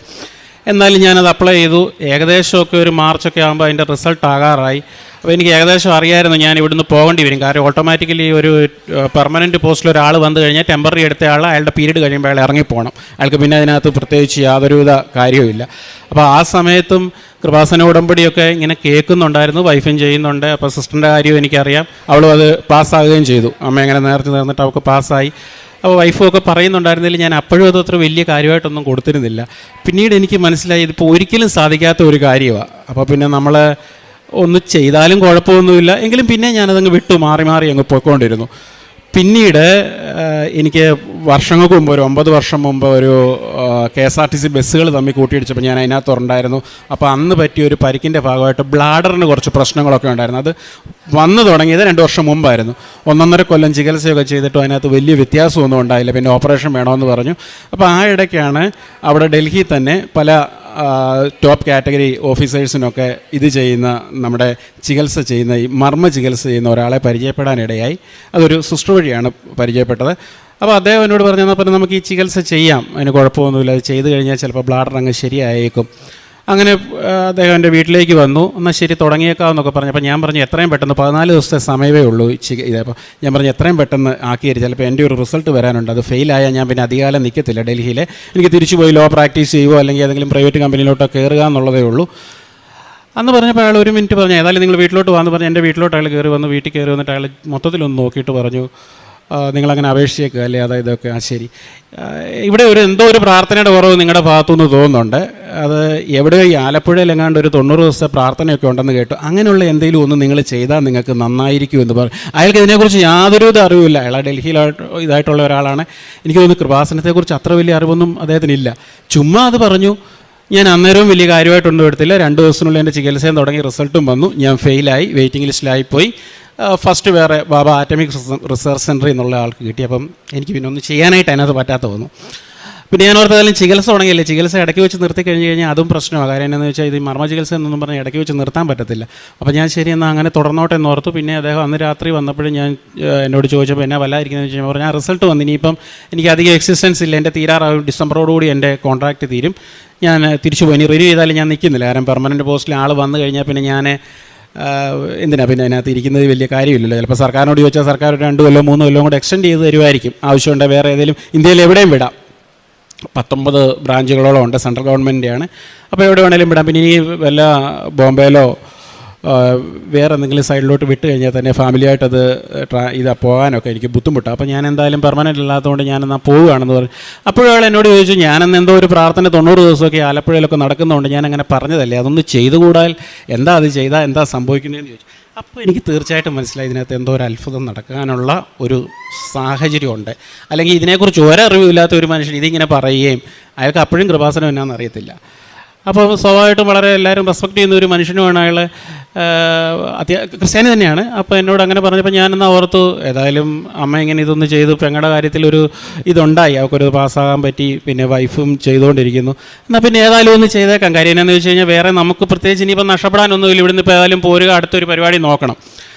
അപ്പോൾ ഞാനത് പയ്യെ സ്റ്റാർട്ട് ചെയ്തു. അതിൻ്റെ ഭാഗമായിട്ട് ഞാൻ പല ഡൽഹിയിലുള്ള വളരെ പാവപ്പെട്ടവരായിട്ടുള്ള ആൾക്കാർ നടത്തുന്ന ഓർഫനേജുകൾ, അങ്ങനെ വലിയ ഇതായിട്ടുള്ളതൊന്നുമല്ല, അവിടെയൊക്കെ പോയി എന്നെക്കൊണ്ടാകാവുന്ന ചെറിയ ചെറിയ സഹായങ്ങളൊക്കെ ചെയ്തു തുടങ്ങി. പിന്നെ കുറച്ചുകൂടെയൊക്കെ ജീവിത രീതികളിൽ ഞാൻ മാറ്റങ്ങൾ വരുത്തി തുടങ്ങി. ഞാൻ കുറച്ചുകൂടെയൊക്കെ ജോലിയിലും അങ്ങോട്ട് ശ്രദ്ധിക്കാൻ തുടങ്ങി. കാര്യം ഇപ്പോൾ എനിക്കിനിയിപ്പോൾ മുന്നോട്ട് പോകാൻ പറ്റിയാലും ഇല്ലെങ്കിലും ഞാൻ ഇരിക്കുന്നിടത്തോളം കാലം നല്ല രീതി, കാരണം ഒറ്റ സൗത്ത് ഇന്ത്യനേ ഉള്ളൂ ഓൾ ഇന്ത്യ ആ ഒരു ഓർഗനൈസേഷൻ, ഏവിയേഷൻ്റെ കീഴിലാണ്. അപ്പോൾ ഞാനായിട്ട് ഇനിയിപ്പോൾ അതിനകത്തൊരു മോശം കാണിക്കേണ്ട, അയാൾ നിന്ന് ലാസ്റ്റ് ഡേയ്സ് വരെ നന്നായിട്ട് അങ്ങ് പൊക്കോട്ടം ഓർത്ത് ഞാൻ നല്ല രീതിയിൽ അത് ശ്രദ്ധിച്ച് അതേ രീതിയിൽ അങ്ങോട്ട് മുന്നോട്ട് പോയി. അപ്പോൾ പയ്യെ എനിക്ക് തന്നെ തോന്നി തുടങ്ങി, ഇനിയിപ്പോൾ കിട്ടിയാലും കിട്ടിയില്ലെങ്കിലും 90 ദിവസം ഈ ഉടമ്പടി നന്നായിട്ട് ചെയ്യുക. കാര്യം നമ്മുടെ ജീവിതത്തിൽ ഇച്ചിരി വ്യത്യാസങ്ങളൊക്കെ വരുന്നുണ്ട്. 5 മണിക്ക് എണീക്കാത്ത, ഞാൻ പല കോഴ്സുകൾ പഠിച്ചപ്പോഴും ഒന്നും ഞാനൊരിക്കലും 5 മണിക്ക് എണീറ്റ് പഠിച്ചിട്ടൊന്നുമില്ല. അപ്പം നമുക്ക് അങ്ങനെ ഒരു 5 മണിക്ക് എണീറ്റ് 5:30 ആകുമ്പോൾ എണീറ്റ് അച്ഛൻ്റെ പ്രയർ കൂടുക, പിന്നെ കുറച്ചുകൂടെ മാതാവിനെ അറിയുക, കൃപാസനത്തിൻ്റെ പ്രാർത്ഥനകൾ, കാര്യങ്ങളൊക്കെ, അതിപ്പോൾ എനിക്ക് നല്ല പുതുമ തോന്നി. ഓക്കെ, തീർച്ചയായിട്ടും നല്ല ഇതാണ്, നമ്മുടെ ജീവിതത്തിൽ ഒരു വ്യത്യാസം വരുമല്ലോ, ഏറ്റവും വലുത് അതല്ലേ. അങ്ങനെ ഞാനത് തുടർന്നുകൊണ്ടിരുന്നു. അപ്പോഴും എനിക്ക് അവസാനമൊക്കെ ആയപ്പോൾ എനിക്ക് ശകലം ഇടയ്ക്ക് വിഷമം വന്നായിരുന്നു. കാര്യം എന്നാന്ന് വെച്ചാൽ എങ്ങനെയൊക്കെ വെച്ചാലും റിസൾട്ട് ഡിക്ലെയർ ചെയ്ത് 3 മാസത്തിനുള്ളിൽ ആൾ ജോയിൻ ചെയ്യും. അപ്പോൾ പിന്നെ ഇനിയിപ്പം അടുത്തൊരു പരിപാടി നോക്കണം, ഡിസംബർ വരെ എന്ന് പറഞ്ഞ് നോക്കിയിരിക്കുന്നതിലും കാര്യമില്ല എന്നുള്ള ഞാൻ അങ്ങനെ ഒരു കൺഫ്യൂഷൻ ഇരിക്കുന്ന സമയത്താണ് വെറുതെ ഞാൻ അച്ഛനെന്ന ഇടയ്ക്ക് പറയുമായിരുന്നു ഡേറ്റ് ഇട്ട് പ്രാർത്ഥിച്ചോളാൻ പറഞ്ഞു. വെറുതെ ഞാനൊരു ഡേറ്റ് ഇട്ടു, മെയ് 2 എന്തെങ്കിലും ഒരു തീരുമാനം ഉണ്ടാവുകയാണെ അത് വലിയൊരു അത്ഭുതമായിരിക്കുമെന്ന് പറഞ്ഞു. അപ്പോൾ വൈഫ് പറഞ്ഞു എന്നാൽ പിന്നെ മെയ് 7 വെച്ചോ. മെയ് 7 ഞാൻ പറഞ്ഞു നീ ഇട്ടോ, അപ്പോൾ അവൾ ഉടമ്പടിയിലുള്ളതല്ലേ, അതുകൊണ്ട് ശരി മെയ് 7 ഇട്ടോ, അങ്ങനെ ആയിക്കോട്ടെ എന്ന് പറഞ്ഞു. ഞാൻ 2 ഇട്ടോ, അവൾ മെയ് 7 ഇട്ടു. ഏകദേശം ഞാൻ പയ്യെ ഇങ്ങനെ ഈ ഓർഫനേജുകളും അങ്ങനെയുള്ള മന്ദിരങ്ങളൊക്കെ സന്ദർശിച്ച് തുടങ്ങിയപ്പോൾ തന്നെ എനിക്ക് തോന്നി തുടങ്ങി പോസിറ്റീവ്ലി ഞാൻ അതിലേക്ക് കയറാൻ പോവുകയാണെന്നുള്ള ഒരു തോന്നൽ വീണ്ടും എൻ്റെ മനസ്സിൽ വരികയും ഏതാണ്ട് ഒരു ഏപ്രിൽ അവസാനം ആകാറായപ്പോഴേ ഞാൻ അതിൻ്റെ സെക്രട്ടറിയുടെ വായിൽ നിന്ന് കേട്ട ഒരു വാക്ക്, ഫസ്റ്റ് വന്ന ആളെ സംബന്ധിച്ചോളം അയാൾ എന്തോ പരസ്പര വിരുദ്ധമല്ലാത്ത കാര്യങ്ങളൊക്കെ പറയുന്നു, ഒരു പക്ഷേ ജോയിൻ ചെയ്യാൻ സാധ്യതയില്ല. കാര്യം അയാൾ എന്തൊക്കെയോ മാറി അയാൾക്ക് ബോംബെ വേണോ, അവിടെ വേണോ, ഇവിടെ വേണോ എന്നൊക്കെ മാറി ഗവൺമെൻറ്റിൽ തന്നെ ഇരുന്ന ആളാണ്, അങ്ങനെ മാറി പറയുന്നു. ഒരു പക്ഷേ അത് മാറി സുരേഷിലേക്ക് തന്നെ അത് വരാനുള്ള ഒരു സാധ്യത ഉണ്ടെന്ന് പറഞ്ഞു. ഞാനൊന്നും മിണ്ടിയില്ല, അങ്ങനെ തന്നെ പോയി. അങ്ങനെ കൃത്യം മെയ് 2 ആയപ്പോഴത്തേക്കിന് ഇൻ്റർവ്യൂ ബോർഡിലുള്ള ഒരാൾ അവിടെ വരികയും എന്നെ നേരിട്ട് വിളിച്ച് എന്നോട് പറയുകയാണ്, ഞങ്ങൾ മാക്സിമം ഫസ്റ്റ് ആൾ വളരെ മിടുക്കനായിരുന്നു, നിങ്ങൾക്ക് സെക്കൻഡ് ആളെന്ന് പറഞ്ഞാൽ ഫസ്റ്റും സെക്കൻഡും തമ്മിൽ ഭയങ്കര അന്തരമാണ് വന്നത്. 15 പേരായിരുന്നു ലക്ഷങ്ങളിൽ നിന്ന് ഷോർട്ട് ലിസ്റ്റ് ചെയ്ത് 15 പേരായിരുന്നു ഇൻ്റർവ്യൂവിന് വന്നത്. അപ്പോൾ ആ 2 പേരും തമ്മിൽ ഇത്രയും അന്തരം ഉണ്ടായിട്ടും ആദ്യത്തെ ആളെ എന്തോ പ്രശ്നത്താൽ അയാൾക്ക് പറ്റുന്നില്ല, അയാൾക്ക് ജോയിൻ ചെയ്യാൻ പറ്റുന്നില്ല. അയാളുടെ സ്ഥാപനത്തിൽ തന്നെ ഗവൺമെൻറ്റാണ് കണ്ടിന്യൂ ചെയ്യുകയാണ്. അപ്പോൾ നിങ്ങൾക്കാണ് ചാൻസ് വരാൻ പോകുന്നത്. എന്തായാലും ഇപ്പോൾ ആരോടും ഒന്നും പറയേണ്ട കാര്യം എന്താണെന്ന് വെച്ചാൽ ഗവൺമെൻറ് കാര്യം അങ്ങോട്ടോ ഇങ്ങോട്ടോ മാറിക്കഴിഞ്ഞാൽ ചിലപ്പം നമുക്കൊന്നും പറയാൻ പറ്റുകയില്ല. അപ്പോൾ എനിക്ക് തോന്നി 2 ഞാൻ വെറുതെ എഴുതിയിട്ട് 2 തന്നെ ഇത് കറക്റ്റായിട്ട് സംഭവിക്കുകയും വലിയൊരു അത്ഭുതം തന്നെയായിരുന്നു. അപ്പോൾ തന്നെ ഞാൻ സാക്ഷ്യം പറയണമെന്ന് തീരുമാനിച്ചിരുന്നു. പിന്നീട് ഏകദേശം 7 ആയപ്പോൾ വൈഫ് ഡേറ്റ് ഇട്ടുന്ന 7 ആയിരുന്നു. 7 ആയപ്പോൾ എൻ്റെ ഓഫർ ലെറ്ററും കിട്ടി. അങ്ങനെ വലിയൊരു അത്ഭുതം തന്നെയായിരുന്നു എൻ്റെ ജീവിതത്തിൽ നടന്നത്. ഇന്നിപ്പോൾ ഞാൻ ഡൽഹിയിലെ സർവീസ് സ്റ്റാർട്ട് ചെയ്തു. എനിക്കിപ്പോൾ എല്ലാ ആനുകൂല്യങ്ങളോടും കൂടി ഞാൻ ജോലി ചെയ്തു വരുന്നു. അത് കൃപാസന മാതാവിൻ്റെ അടുക്ക് പ്രാർത്ഥിച്ചുകൊണ്ട് തന്നെയാണെന്ന് ഞാൻ 101% വിശ്വസിക്കുന്നു. കാരണം ഒരു കാരണവശാലും അതിനകത്ത് കിട്ടാനായിട്ടുള്ളൊരു മെറിറ്റ് ഉണ്ടായിരുന്ന കാര്യമല്ലായിരുന്നു. പക്ഷേ മാതാവിൻ്റെ പ്രത്യേക മാധ്യസ്ഥത്താൽ എനിക്കത് ലഭിക്കുകയും ചെയ്തു. ഞാനതിന് പ്രത്യേകം മാതാവിനോട് നന്ദി പറയുന്നു. ഒരു യേശുവിൻ്റെ സാക്ഷിയായി എന്നും ജീവിക്കാൻ എന്നെ സാധിക്കണമെന്ന് ഞാൻ പ്രാർത്ഥിക്കുന്നു. അതുപോലെ ഞാൻ പത്രം ഡൽഹിയിലെ NCR ഏരിയയിലൊക്കെ ഞാൻ പത്രം കൊടുത്തിട്ടുണ്ടായിരുന്നു. അതുപോലെ തന്നെ ജീവിതത്തിലുണ്ടായ മാറ്റം എന്നാന്ന് ചോദിച്ചു കഴിഞ്ഞാൽ പ്രാർത്ഥന കുറച്ചുകൂടെ നന്നായിട്ട് ചെയ്യാൻ പറ്റി. ബൈബിൾ അരമണിക്കൂർ വായിക്കാൻ, കാരണം ബൈബിൾ വായിക്കുമായിരുന്നു, ചുമ്മാ അങ്ങ് എവിടുന്നേലും എടുത്ത് വായിക്കുമായിരുന്നു. പക്ഷേ കൃത്യമായിട്ട് ബൈബിൾ വായിക്കാനായിട്ട് തുടങ്ങി. അതുപോലെ തന്നെ കാരുണ്യപ്രവർത്തികൾ ചെയ്യുമ്പോൾ നമുക്ക് കിട്ടുന്ന ഒരു മനസ്സിനൊരു സുഖം. നമ്മളങ്ങനെ വലിയ പൈസയോ കാര്യങ്ങളോ ഒന്നും കൊടുക്കുന്നൊന്നുമില്ല, എന്നാലും അവിടെ ചെന്ന് സന്ദർശിക്കുകയും ആൾക്കാരെ കാണുകയൊക്കെ ചെയ്ത് കഴിയുമ്പോൾ നമുക്കുണ്ടാകുന്ന ഒരു മനസ്സിനുണ്ടാകുന്ന ഒരു സന്തോഷം നമുക്കൊരിക്കലും വില കൊടുത്താൽ കിട്ടുന്ന ഒരു കാര്യമല്ല. അതൊക്കെ കൃപാസനത്തിൽ വന്നതിൻ്റെ ഒരു ഭാഗമായിട്ടാണ് നടന്നത്. അല്ലെങ്കിൽ പിന്നെ സാധാരണഗതിയിൽ അങ്ങനെ ഒരു ഓർഫനേജ് സന്ദർശിക്കാനൊന്നും ഞാനിതുവരെ തയ്യാറായിട്ടില്ല. ഞാൻ എൻ്റേതായ രീതിയിൽ അങ്ങ് പോകുന്നു എന്നുള്ളതല്ലാതെ പ്രാർത്ഥിക്കും, കാര്യങ്ങളൊക്കെ ഉണ്ട്. പക്ഷേ ഇങ്ങനെയൊരു സാഹചര്യത്തിലും മനുഷ്യൻ ജീവിക്കുന്നുണ്ട്. ഇങ്ങനൊരു ഇതുകൊണ്ട് അത് TV കാണുന്ന പോലെയല്ല നേരിട്ട് എന്ന് കാണുമ്പോഴത്തേക്കിന്. അതിവിടെ പലർക്കും അറിയാമായിരിക്കും, അത് ചെല്ലുന്നവർക്കൊക്കെ അറിയാമായിരിക്കും. അപ്പോൾ അതൊക്കെ കൃപാസനത്തിൽ വന്നതുകൊണ്ടാണ് തീർച്ചയായിട്ടും എനിക്കത് ചെയ്യാനായിട്ട് സാധിച്ചത്. അതിനെല്ലാം ഞാൻ ദൈവത്തിന് പ്രത്യേകം 12:2 ഇതാ ദൈവമാണ് എൻ്റെ രക്ഷ, ഞാൻ അങ്ങയിൽ ആശ്രയിക്കും, ഞാൻ ഭയപ്പെടുകയില്ല.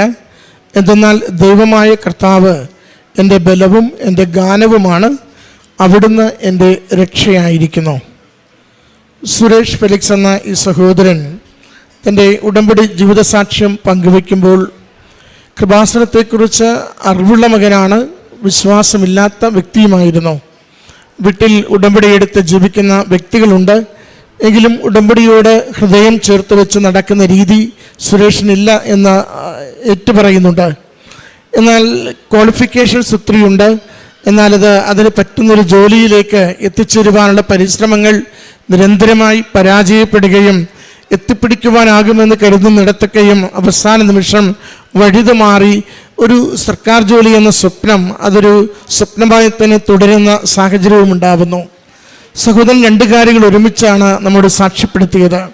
ഒരു ശാരീരികമായ വൈകാരികയിൽ അതിൻ്റെ ഒരു ചികിത്സയുടെ ഭാഗമായ ഒരു വ്യക്തി വന്ന് അതിൻ്റെ ചികിത്സ ചെയ്യുമ്പോൾ കൃപാസനമെന്ന് കേൾക്കുകയോ അല്ലെങ്കിൽ അതിനെപ്പറ്റി അറിയുകയോ ചെയ്യാത്ത വ്യക്തി സുരേഷിനോട് പറയുന്നു, അത് ആലപ്പുഴയിൽ 90 ദിവസത്തെ പ്രാർത്ഥനയുള്ളൊരിടമുണ്ട്, അവിടെ പോയി ഒന്ന് പ്രാർത്ഥിയത് അതിലൊന്ന് വിശ്വസിച്ച് പ്രാർത്ഥിക്ക് ഉപകാരമുണ്ടാകുമെന്ന്.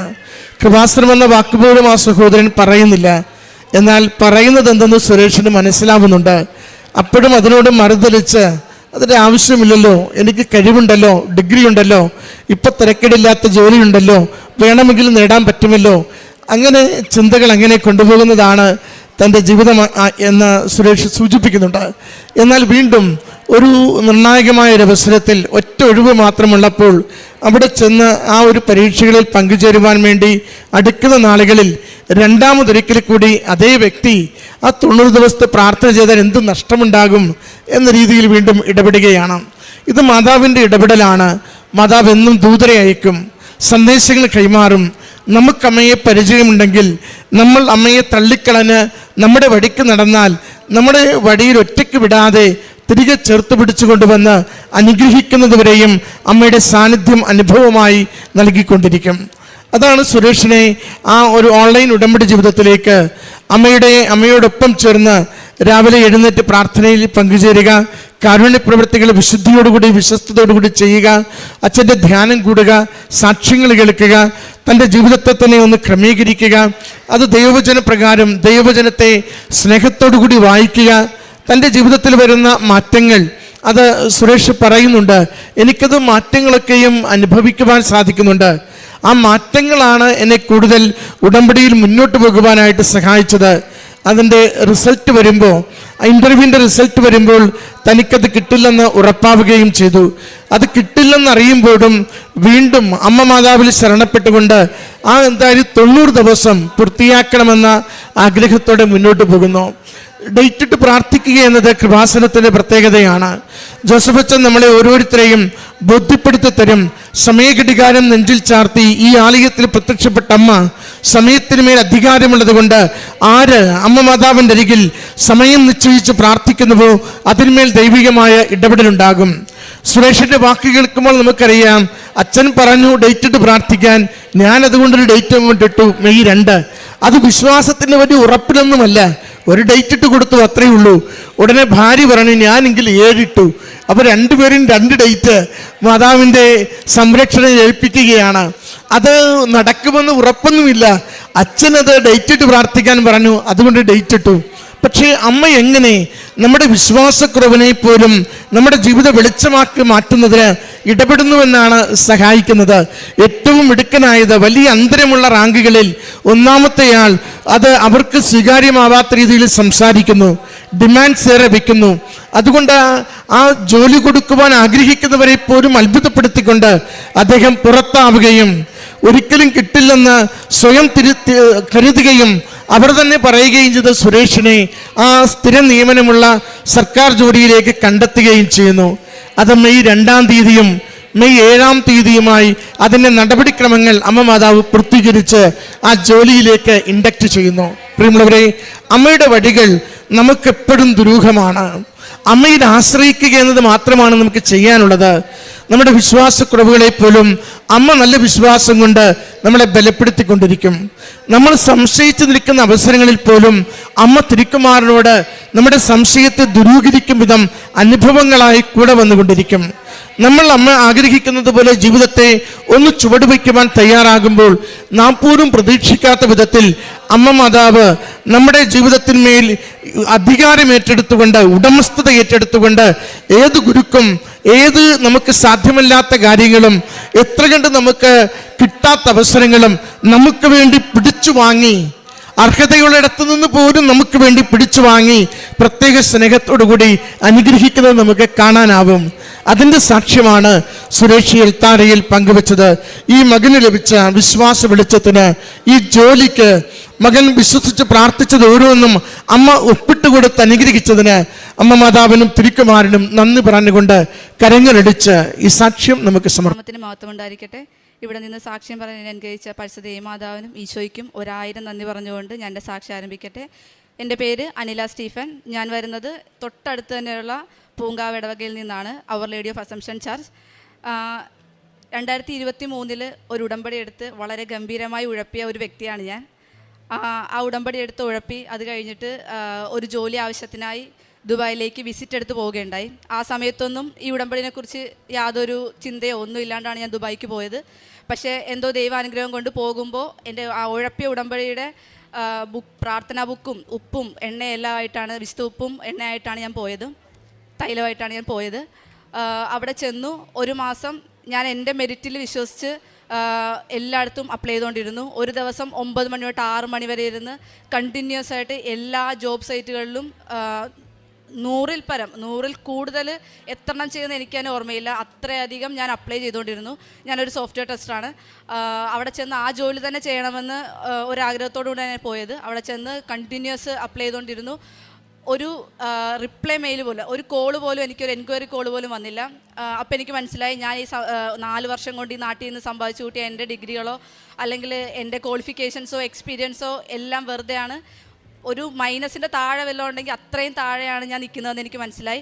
ഞാൻ കണ്ടിന്യൂസ് ആയിട്ട് എന്ത് ചെയ്യണമെന്ന് ഇങ്ങനെ ആലോചിച്ചുകൊണ്ടിരുന്ന സമയത്താണ് യൂട്യൂബിൽ ഞാൻ വീണ്ടും സാക്ഷ്യങ്ങൾ കാണാൻ തുടങ്ങിയത്, ഉടമ്പടി ധ്യാനങ്ങൾ കേൾക്കാൻ തുടങ്ങിയത്. ആ ധ്യാനത്തിൽ ഇങ്ങനെ ഓരോന്ന് കേട്ടുകൊണ്ടിരുന്നപ്പോൾ എനിക്ക് തോന്നി ഞാൻ തിരിച്ചു വരണം, പ്രാർത്ഥിക്കണമെന്ന് തോന്നി. അങ്ങനെ ഞാൻ കൊണ്ടുപോയ ഉടമ്പടി ബുക്ക് എടുത്തിട്ട്, പ്രാർത്ഥന ബുക്ക് എടുത്ത് രാവിലെയും വൈകുന്നേരവും പ്രാർത്ഥിക്കാനും ബൈബിൾ വായിക്കാനും ഒക്കെ തുടങ്ങി. ഒരു പക്ഷേ ഒരു പ്രാവശ്യം ഉഴപ്പിയത് കൊണ്ടും ഇനി ഞാൻ ഉഴപ്പുമോ എന്നുള്ളൊരു ചിന്തയുള്ളത് കൊണ്ടുമായിരിക്കാം അത് ഒന്നും നടന്നില്ല. എൻ്റെ വിസിറ്റ് നമുക്കറിയാം, ദുബായിലേക്കുള്ള വിസിറ്റ് വിസ എന്ന് പറയുന്നത് 2 മാസമാണ്. 2 മാസം തീരാറായി, ഒന്നും സംഭവിച്ചില്ല. ഇതുപോലെ തന്നെ അപ്ലൈ ചെയ്യുന്നു, ഒരു എൻക്വയറി കോളോ അല്ലെങ്കിൽ ഒരു ക്വാളിഫിക്കേഷൻ വെച്ചിട്ടുള്ള ഒരു കോള് പോലും വന്നില്ല. അപ്പോൾ എനിക്ക് മനസ്സിലായി ഇനി ഇതൊന്നുമല്ല, ഞാൻ ഇനിയും കൂടുതൽ ദൈവത്തിലേക്ക് അടുക്കാനുണ്ട്, എൻ്റെ പ്രാർത്ഥനകൾ ഇനിയും കൂടുതൽ മുറുക്കാനുണ്ടെന്ന് എനിക്ക് മനസ്സിലായി. എൻ്റെ ഒരു പഴയ സ്വഭാവം വെച്ചിട്ടാണെങ്കിൽ ഇത്രയും റിജക്ഷൻസും പ്രാർത്ഥിച്ചിട്ടും ഒന്നും കിട്ടാണ്ടൊക്കെ വരുമ്പോൾ നമ്മൾ ഓട്ടോമാറ്റിക്കലി ഇത് പ്രാർത്ഥിച്ചിട്ടും കിട്ടുന്നില്ല, ഇട്ടിട്ട് പോകാമെന്നുള്ളൊരു വിചാരത്തിലേക്ക് വരേണ്ട ഒരാളാണ്. പക്ഷേ മാതാവ് എന്നെ മുറുകെ പിടിച്ചിട്ടുണ്ടായിരുന്നു, ഞാൻ തിരിച്ചു വരണമെന്ന് ആഗ്രഹിക്കുന്നുണ്ടായിരുന്നു എന്ന് തോന്നുന്നു. ഞാൻ പ്രാർത്ഥനയിൽ മുറുകെ ജീവിച്ചു. ഞാൻ മാതാവിനോട് പറഞ്ഞു കിട്ടിയില്ലെങ്കിലും കുഴപ്പമില്ല, ഞാൻ വെയിറ്റ് ചെയ്തോളാം എന്ന് പറഞ്ഞു. അങ്ങനെ രണ്ടാമത്തെ ഒരു വിസിറ്റ് എടുത്ത് വീണ്ടും പ്രാർത്ഥനയും ഇങ്ങനെ ജോലിക്ക് അപ്ലൈ ചെയ്തുകൊണ്ടിരുന്നു. അപ്പോൾ നിങ്ങൾ ഓർക്കും ഓക്കെ അവൾ പ്രാർത്ഥനയിലേക്ക് തിരിച്ചു വന്നു, അപ്പോൾ ഉടനെ തന്നെ അടുത്ത ജോലി കിട്ടിയെന്ന് വിചാരിക്കും. രണ്ടാമത്തെ വിസിറ്റ് തീർന്നു, എനിക്ക് ഇങ്ങോട്ട് തീരേണ്ട ടിക്കറ്റ് എടുക്കേണ്ട സമയമായി, ഒരു കോള് പോലും വന്നില്ല. ഞാൻ കരഞ്ഞു പ്രാർത്ഥിച്ചു. ഞാൻ മാതാവിനോട് ചോദിച്ചു ഇനി എന്താണ് ഞാൻ ചെയ്യാനുള്ളത്, കാരണം ഒരുപാട് ഞാൻ പ്രാർത്ഥിക്കാൻ തുടങ്ങി. കൂടുതൽ അടുത്ത് ചോദിച്ചു ഇനിയും ഞാൻ പ്രാർത്ഥിക്കണ്ട, അതോ നീ എനിക്കിവിടെ നിൽക്കാനില്ല, നാട്ടിൽ പോയി ജോലി ചെയ്യാനാണ് നീ ആഗ്രഹിക്കുന്നുണ്ടെങ്കിൽ കുഴപ്പമില്ല, ഞാൻ അങ്ങനെ തന്നെ ചെയ്തോളാം. പക്ഷേ എൻ്റെ ബ്രദറിലോൻ്റെ മാരേജ് വരെയായിരുന്നു. അപ്പോൾ മാരേജിന് നാട്ടിലേക്ക് വരുമ്പോൾ എല്ലാവരും ചോദ്യം ഉണ്ടാവും, കാരണം റിലേറ്റീവ്സ് എല്ലാം മാരേജിനുണ്ടാവും. എല്ലാവരും ചോദിക്കും വലിയ കാര്യത്തിൽ ഓടി ദുബായിക്ക് പോയതാണ്, ജോലിയില്ലാതെ തിരിച്ചു വന്നിരിക്കുന്നു, ചുമ്മാ നിൽക്കുന്നു എന്നുള്ള ക്വസ്റ്റ്യൻസ് ഉണ്ടാവും. ഞാൻ പറഞ്ഞു അത്രയും ഒരു നാണക്കേട് എനിക്ക് സഹിക്കാൻ പറ്റത്തില്ല. അവരോട് എനിക്ക് പറയണം ഞാൻ പ്രാർത്ഥിച്ചെനിക്ക് ഞാൻ നേടിയെടുത്ത ജോലിയാണെന്ന് എനിക്ക് മഹത്വപ്പെടുത്തണം. ഒന്നും വേണ്ട, നീ ഒരു 2 മാസത്തെ ജോലി എനിക്ക് തന്നാൽ മതി, ആ ജോലി ചെയ്തിട്ട് ഞാൻ തിരിച്ച് നാട്ടിലേക്ക് പോയിക്കോളാം എന്ന് പ്രാർത്ഥിച്ചു. എന്നിട്ടും എനിക്ക് കോളൊന്നും വന്നില്ല. ഞാൻ പ്രാർത്ഥിച്ചു ഓക്കെ നീ വിചാരിക്കുന്നത് അങ്ങനെയാണ്, ഞാൻ നാട്ടിൽ പോയി ഒന്നുകൂടെ നല്ല രീതിയിൽ പ്രാർത്ഥിക്കണമെന്നാണ് നീ ആഗ്രഹിക്കുന്നുണ്ട്, ഞാൻ അങ്ങനെ പ്രാർത്ഥിക്കാമെന്ന് ഉറച്ച് പറഞ്ഞുകൊണ്ട് ടിക്കറ്റ് എടുക്കേണ്ട സമയമായി. തിങ്കളാഴ്ച എനിക്ക് ടിക്കറ്റ് എടുക്കണം. അപ്പോൾ വെള്ളിയാഴ്ച ആയപ്പോൾ എൻ്റെ ഹസ്ബൻഡ് അവിടെ ഉണ്ട്. ഹസ്ബൻഡ് പറഞ്ഞു ഓക്കെ ഞാൻ ടിക്കറ്റ് ബുക്ക് ചെയ്യട്ടെ എന്ന് ചോദിച്ചു. ഞാൻ പറഞ്ഞു വെയിറ്റ് ചെയ്യ്, തിങ്കളാഴ്ചയല്ലേ, തിങ്കളാഴ്ച എടുക്കാം എന്നിങ്ങനെ പറഞ്ഞു. മാതാവിൻ്റെ പ്രത്യേക ഇടപെടലാണെന്ന് ഞാൻ വിശ്വസിക്കാൻ കാരണം ഓഫീസ് ടൈം എന്ന് പറയുന്നത് 6 ആണ്, മാക്സിമം അവിടെ 6 ആണ്. 6 മണി കഴിഞ്ഞിട്ട് എനിക്കൊരു കോൾ വരികയാണ്, ഒരു ഇൻ്റർവ്യൂ കോള്. നിങ്ങൾ നാളെ സാറ്റർഡേ തന്നെ വന്നിട്ട് ഇൻ്റർവ്യൂ അറ്റൻഡ് ചെയ്യണമെന്ന് പറഞ്ഞിട്ട് ഞാനന്ന് മുട്ടിൽ നിന്ന് ഒരുപാട് നന്ദി പറഞ്ഞു. കാരണം അതെന്ന് പറയുന്നത് ഒട്ടും പോസിബിൾ ആയിട്ടുള്ള ഒരു കാര്യമല്ല. അതും 6 മണി ഒരു ടൈം കഴിഞ്ഞ് കഴിഞ്ഞാൽ പിന്നെ ദുബായിൽ ആൾക്കാരെല്ലാം തിരിച്ചു വീട്ടിലേക്ക്, അവരൊന്നും ചെയ്യില്ല. ഒരു 5:30 ആകുമ്പോൾ തന്നെ അവരെല്ലാം അവരുടെ ജോലികളെല്ലാം നിർത്തി പോകാനുള്ള പ്രിപ്പറേഷനൊക്കെ സ്റ്റാർട്ട് ചെയ്യും. അത് എനിക്ക് ജോലിയുടെ ഇൻ്റർവ്യൂ കോൾ വന്നത് ആഫ്റ്റർ 6 ആണ്. ഞാൻ നോട്ട് ചെയ്തിട്ടുണ്ടായിരുന്നു. ഞാൻ പോകുമ്പോൾ വളരെ സന്തോഷത്തോടെ പ്രാർത്ഥിച്ച് അവിടേക്ക് പോകുമ്പോൾ തൈലമെല്ലാം പൂശിപ്പോയി. പോകുന്ന വഴിക്ക് ഞാൻ ഒരു അടയാളം വേണമെന്ന് പ്രാർത്ഥിച്ചു. പോകുന്ന വഴിക്ക് ഞാൻ കണ്ടത് എൻ്റെ ബസ് സ്റ്റോപ്പിൽ മാതാവിൻ്റെ കാശ് രൂപം ധരിച്ച ഒരു ചേച്ചി നിൽക്കുന്നതാണ്. അപ്പോൾ ഞാൻ പറഞ്ഞു, മാതാവ് ഇത് മതി, കിട്ടുമോ എന്നുള്ളതല്ല, നീ എനിക്ക് നിൻ്റെ ഞാൻ ചോദിച്ചതിന് നീ എനിക്കൊരു ഉത്തരമായി തന്നതാണ് ഈ ഇൻ്റർവ്യൂ എന്ന് ഞാൻ വിചാരിച്ചോളാം എന്ന് പറഞ്ഞ് ഞാൻ പോയി. ഇൻ്റർവ്യൂവിന് പോകുന്ന വഴിക്ക് എൻ്റെ മനസ്സിലേക്ക് വന്നൊരു വചനമാണ് റോമ 10 അധ്യായം. ഈശോ കർത്താവാണെന്ന് അതരം കൊണ്ട് ഏറ്റുപറയുകയും ദൈവം അവനെ മരിച്ചവരിൽ നിന്ന് ഉയർപ്പിച്ചു എന്ന് ഹൃദയത്തിൽ വിശ്വസിക്കുകയും ചെയ്യുക. അത് ഞാൻ പോകുന്ന വഴിയിലെല്ലാം പ്രാർത്ഥിച്ചുകൊണ്ട് പോയി ഞാൻ അവിടെ ഇൻ്റർവ്യൂ ഉള്ള സ്ഥലത്ത് ചെന്നു. ഓഫീസിൽ ചെന്ന് ഇൻ്റർവ്യൂവിന് മുന്നേ ഞാൻ കുറച്ച് വിശുദ്ധ ഉപ്പെടുത്തിട്ട് ഞാൻ അവരാരും കാണാത്തൊരു ചെടിച്ചട്ടി ഉണ്ടായിരുന്നു, അതിൻ്റെ അകത്തേക്ക് ഇട്ടിട്ട് ഞാൻ പ്രാർത്ഥിച്ചു, എൻ്റെ ഈശോയെ ഇനി എനിക്ക് ഈ ഓഫീസിലേക്ക് എന്നും വരാൻ പറ്റണേ എന്ന് പ്രാർത്ഥിച്ചു. കാരണം എനിക്ക് ജോലി കിട്ടിയാൽ മാത്രമേ ആ ഓഫീസിലേക്ക് ഇനി എന്നും വരാൻ പറ്റുള്ളൂ. ഞാൻ അങ്ങനെ പ്രാർത്ഥിച്ചു, എനിക്ക് ഈ ഓഫീസിലേക്ക് എന്നും വരാൻ നീ ഒരു അടയാളമായി മാറണേന്ന് പ്രാർത്ഥിച്ചു. ഇൻ്റർവ്യൂ അറ്റൻഡ് ചെയ്തു, തിരിച്ചു വന്നു. അപ്പോൾ എനിക്കിനി മൺഡേ എനിക്ക് ടിക്കറ്റ് എടുക്കണം. അതിന് മുന്നേ ഈ ഒരു ദിവസത്തിനുള്ളിൽ അവർ റിപ്ലൈ തരണം. അത് ഞാൻ ചോദിക്കുന്നതെല്ലാം ഒട്ടും പോസിബിൾ ആയിട്ടുള്ള കാര്യമല്ലെന്ന് എനിക്കറിയാം. എങ്കിലും ഞാൻ വിശ്വാസത്തോടെ പ്രാർത്ഥിച്ചു, മാതാവിനോട് എനിക്ക് തരണമേ എന്ന് പ്രാർത്ഥിച്ചു. അവരെനിക്ക് അന്ന് തന്നെ ഇൻ്റർവ്യൂ കഴിഞ്ഞ് സൺഡേയിൽ എനിക്ക് മെയിൽ വന്നു, നിങ്ങൾ ഒരു ഫൈനൽ ഇൻ്റർവ്യൂ കൂടെ ഉണ്ട്, അതിന് വരണം. അതിൽ 2 പേരാണ് ഷോർട്ട് ലിസ്റ്റ് ചെയ്തിരിക്കുന്നത്. അതിൽ 2 പേരിൽ ഇവർ ഡിസ്കസ് ചെയ്തിട്ട് നിങ്ങൾക്ക് എടുക്കുമെന്ന് പറഞ്ഞു. അങ്ങനെ 2 പേരും ആ ഇൻ്റർവ്യൂവിന് ഞങ്ങൾ പോയി. വേറൊരു ലേഡി കൂടെ ഉണ്ടായിരുന്നു. അവിടെ ആ ഓഫീസിലുള്ള എനിക്ക് ആ ദുബായ് തന്നെ ഹസ്ബൻഡ് അല്ലാണ്ട് വേറെ ആരെ എനിക്കറിയില്ല. ദുബായിലൊക്കെ ഒരു ജോലി പെട്ടെന്ന് കിട്ടുക എന്ന് പറയുന്ന ഒരു റെഫറലാണ്. അപ്പോൾ ഞാൻ മാതാവിനോട് പ്രാർത്ഥിക്കാറുണ്ടായിരുന്നു, മാതാവേ എനിക്ക് ആരും റെഫർ ചെയ്യാനില്ല, നീ ആയിരിക്കണം എൻ്റെ റെഫറൽ, നീ ആയിരിക്കണം അവിടെ എനിക്ക് വേണ്ടി സംസാരിക്കേണ്ടത്, നീ ആയിരിക്കണം എന്നെ അവിടെ സജസ്റ്റ് ചെയ്യേണ്ടതെന്ന് പറഞ്ഞിട്ടുണ്ടായിരുന്നു.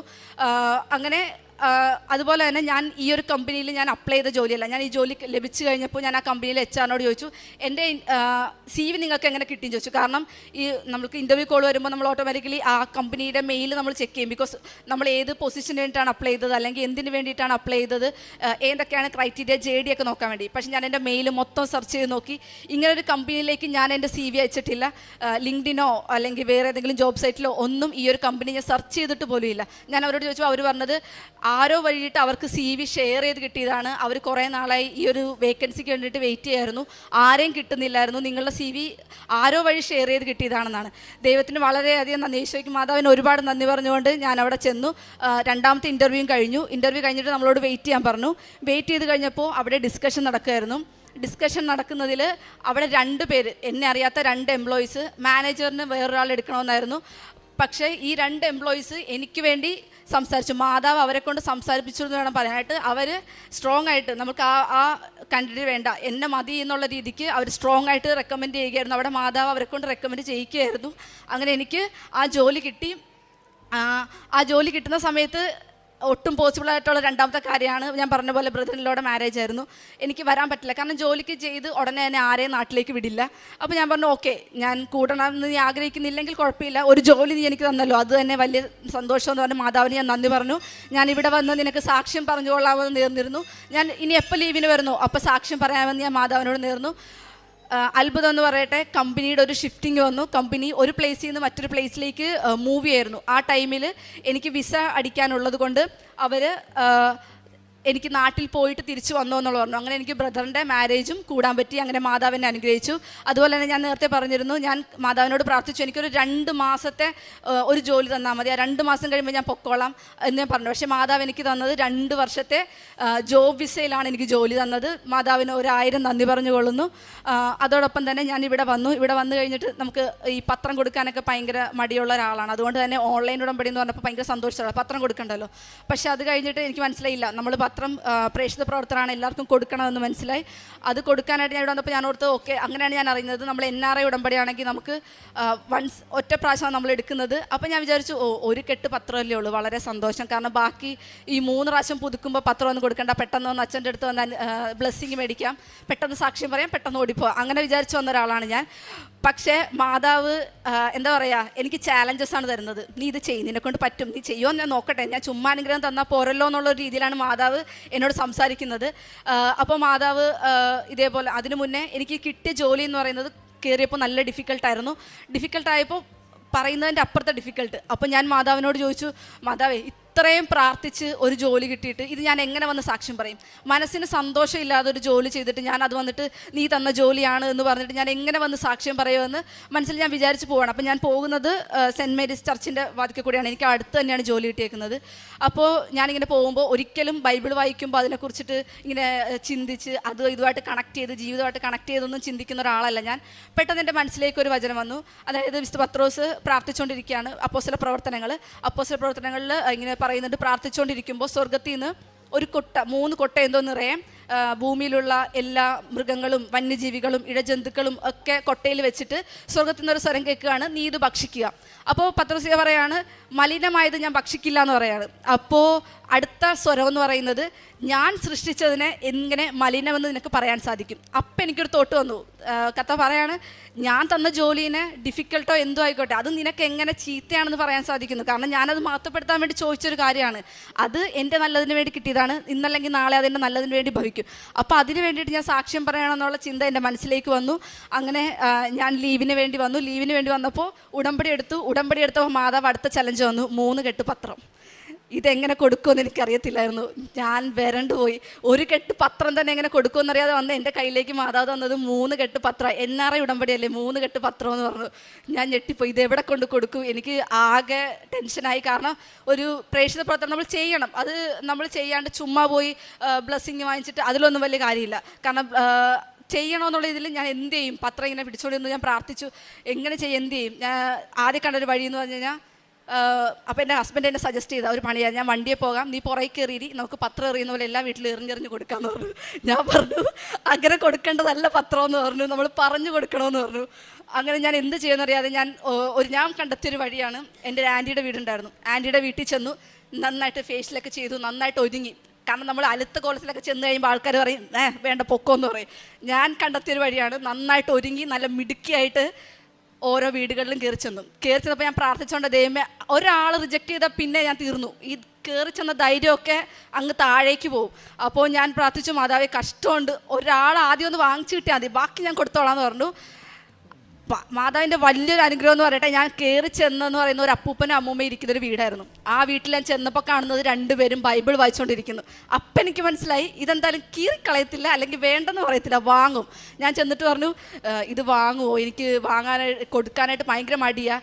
അവർ പറഞ്ഞു, കൃപാസനത്തിലെ പത്രം കൊടുക്കാൻ മടിയോ? ഞങ്ങൾ അവിടുത്തെ പഴയ പ്രേക്ഷിതരാണ്, നിന്നെയും കൊണ്ട് ഞങ്ങൾ പോവാന്ന് പറഞ്ഞിട്ട് ആ അപ്പൂപ്പനും അമ്മൂമ്മയും അവരുടെ മക്കളുടെ വീടുകളെല്ലാം എൻ്റെ കൂടെ വന്ന് ആ പത്രം കൊടുപ്പിച്ചു. അങ്ങനെ ആ കൊടുക്കാനുള്ളൊരു ധൈര്യം എനിക്ക് യേശു തന്നു, സാന്നിധ്യത്തിൽ എനിക്ക് തന്നു. അങ്ങനെ ഞാൻ 3 പത്രങ്ങളും ബീച്ചിലും ഹോസ്പിറ്റലിലും റെയിൽവേ സ്റ്റേഷനും അങ്ങനെ എല്ലാ സ്ഥലങ്ങളിലും കൊണ്ട് ആ പത്രം കൊടുത്തു. കാരണം ഞാൻ ബ്ലെസ്സിങ് വാങ്ങാൻ അപ്പോൾ അവർ പറയുന്നുണ്ട്, NRI ഉടമ്പടി എടുത്ത് അന്ന് തന്നെ നമുക്ക് ബ്ലെസ്സിങ് വാങ്ങാമെന്ന് പറഞ്ഞു. അപ്പോൾ ഞാൻ പറഞ്ഞു, ഇല്ല ഞാൻ വാങ്ങില്ല, അത് ഭയങ്കര ഈസി ആയി പോകും, പിന്നെ പത്രം കൊടുക്കാൻ എനിക്ക് മടിയാവും. സോ ബ്ലെസ്സിങ് വാങ്ങണമെന്നുള്ളത് എൻ്റെ ഒരു ആഗ്രഹമാണ്. അതിനു മുന്നേ ഞാൻ ഈ 3 കെട്ട് പത്രവും കൊടുത്ത് കഴിഞ്ഞിട്ടേ വരുമെന്നുള്ളത് ഞാൻ ഉറച്ച് തീരുമാനിച്ചിരുന്നു. എൻ്റെ 3 കെട്ട് പത്രങ്ങൾ എനിക്ക് വായിക്കാനുള്ള ഒരു പത്രം അല്ലാണ്ട് ബാക്കിയെല്ലാം ഞാൻ കൊടുത്തു കഴിഞ്ഞു. അത് കഴിഞ്ഞിട്ട് ഞാൻ ഇന്ന് വന്നിട്ടാണ് ഇവിടെ ബ്ലെസ്സിങ് വാങ്ങിച്ചതും സാക്ഷ്യം പറഞ്ഞതും. മാതാവിന് ഈശോയ്ക്ക് 1000 നന്ദി പറയുന്നു. കാരുണ്യപ്രവർത്തനം ചെയ്യുന്നതും ഒരുപാട് നമ്മുടെ ഇവിടുത്തെ പൂങ്ക പാതിരപ്പള്ളി തന്നെ വൃദ്ധസനമുണ്ട്. അവിടത്തേക്ക് ഞാൻ ജോലി കിട്ടിക്കഴിയുമ്പോൾ തൊട്ടുള്ള എല്ലാ മാസവും പൈസ അയച്ചു കൊടുക്കുന്നുണ്ടായിരുന്നു. അതുപോലെ തന്നെ വന്നു കഴിഞ്ഞിട്ട് രോഗിയായിട്ടുള്ള ആൾക്കാരുടെ വീട്ടിൽ പോയിട്ട് അവരെ കാണുകയും അവർക്ക് വേണ്ട ആവശ്യമുള്ള കാര്യങ്ങളൊക്കെ ചെയ്തു കൊടുക്കുകയും ചെയ്യുന്നുണ്ടായിരുന്നു. ഇത്രയധികം ഇനി ഒരുപാട് കാര്യങ്ങൾ ഞാൻ മാധവനോട് പറഞ്ഞിട്ടുണ്ട്. എങ്കിലും അതൊക്കെ സാധിക്കാതിരിക്കോ എല്ലാം വിട്ടുകൊടുത്തിരിക്കുകയാണ്. തന്നാലും ഇല്ലെങ്കിലും അടിയുറച്ച് വിശ്വസിച്ചുകൊണ്ട് മറ്റുള്ളവരെയും വിശ്വാസത്തിലേക്ക് നയിച്ചുകൊണ്ട് ഞാൻ ഇതിൽ തന്നെ ഉറച്ചു നിൽക്കുമെന്ന് മാധവനോട് പറഞ്ഞുകൊണ്ട് 1000 നന്ദി പറയുന്നു. യെശയ്യാ 65:24 വിളിക്കും മുൻപേ ഞാൻ അവർക്ക് ഉത്തരമരുളും, പ്രാർത്ഥിച്ചു തീരും മുമ്പേ ഞാനത് കേൾക്കും. അനില സ്റ്റീഫൻ്റെ സുന്ദരമായ മരിയൻ ഉടമ്പടി സാക്ഷ്യമാണ് നാം കേട്ടത്.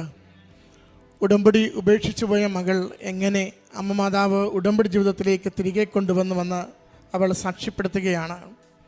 സ്വയം ഒരു തന്നെക്കുറിച്ച് ഒന്നും ചിന്തിക്കാതെ എങ്ങനെയാണോ ആ ഉടമ്പടി ആദ്യത്തേത് വിട്ടുപേക്ഷിച്ച് പോയത്, പിന്നീട് ഒത്തിരി പ്രതീക്ഷയോടെ നല്ല ക്വാളിഫിക്കേഷനോടുകൂടി ജോലി തിരക്കി വിദേശത്തെത്തിയത്. ഓരോ ദിവസവും 100ഓളം കമ്പനികൾക്ക് നിരന്തരം CV അയച്ചും എൻക്വയറിക്ക് വേണ്ടി ആഗ്രഹിച്ചും നിരന്തരം അപേക്ഷിച്ച് 2 മാസക്കാലം തള്ളി നീക്കി ഒന്നും സംഭവിക്കാതെ ജീവിതമാകെ തരിപ്പണമായി, പ്രതീക്ഷയില്ലാതെ എങ്ങനെ മുന്നോട്ട് പോകുമെന്നറിയാതെ ക്ലേശിച്ച നാളുകൾ. പിന്നീടാണ് മകൾക്ക് വീണ്ടും അമ്മ മാതാവിനെക്കുറിച്ചുള്ള ഓർമ്മ വരുന്നത്. ഉടമ്പടി ഉപേക്ഷിച്ചു പോയെങ്കിലും അമ്മ മാതാവ് അവളോടൊപ്പം സഞ്ചരിച്ചുവെന്ന വാക്കുകളിലുണ്ട്. അതുകൊണ്ടാണ് ഉടമ്പടി തൈലം, ഉടമ്പടി ഉപ്പ്, ഉടമ്പടി പുസ്തകം അതൊക്കെ അവളുടെ ബാഗിനുള്ളിൽ വന്നത്. അവൾ മാതാവിനെ ഉപേക്ഷിക്കുമ്പോഴും മാതാവ് അവൾക്കൊപ്പം കയറിപ്പറ്റിയത് കൊണ്ടാണ് ഇതെല്ലാം ഉള്ളിൽ ബാഗിനുള്ളിലിരുന്നു. തുറന്നുപോലും നോക്കാതെ അവൾ വിദേശത്ത് പോയി ജീവിക്കുകയും ചെയ്തു. പക്ഷേ ഇത് രണ്ടാമത്തെ ടേണിംഗ് വളരെ പ്രധാനപ്പെട്ടതാണ്. അവൾക്ക് തന്നെ തിരിച്ചറിവുണ്ടാകുന്നു. എൻ്റെ കഴിവ് കൊണ്ട്, എൻ്റെ ഡിഗ്രികൾ കൊണ്ട്, എൻ്റെ CV കൊണ്ട് ഒന്നും ഇതൊന്നും നടക്കുന്നില്ല. അതുകൊണ്ട് അവളുടെ ജീവിതത്തിലേക്ക് വന്ന ആദ്യത്തെ കാഴ്ചകൾ അത് അച്ഛൻ്റെ സാക്ഷ്യങ്ങളും ധ്യാനവുമാണ്. ആ അമ്മയെക്കുറിച്ചുള്ള ഓർമ്മ വീണ്ടും ഉടമ്പടി എടുക്കുന്നതിന് മുമ്പ് ഉടമ്പടി ജീവിക്കുവാൻ വേണ്ടിയുള്ള ഒരു പ്രചോദനമായി തീർന്നതാണ് മകൾ പങ്കുവെച്ചത്. എങ്ങനെ പതിയെ പതിയെ അമ്മയിൽ പൂർണ്ണമായി ആശ്രയിച്ച് ജീവിതത്തെ നിരന്തരം സമർപ്പിച്ച് ഓരോ നിമിഷവും അമ്മ ആഗ്രഹിക്കുന്നത് പോലെ ജീവിതത്തെ ക്രമപ്പെടുത്തിക്കൊണ്ട് തൻ്റെ ജീവിതം നയിച്ചുവെന്ന. പ്രിയമുള്ളവരെ, ഉടമ്പടി ദൈവത്തിൻ്റെ സ്വന്തമാകാൻ വേണ്ടി നമ്മളെ വിളിക്കുന്നതാണ്. ഉടമ്പടി മനുഷ്യരുടെ മുമ്പിൽ ദൈവനാമത്തെ മഹത്വപ്പെടുത്തുവാൻ വേണ്ടി നമ്മളെ വിളിക്കുന്നതാണ്.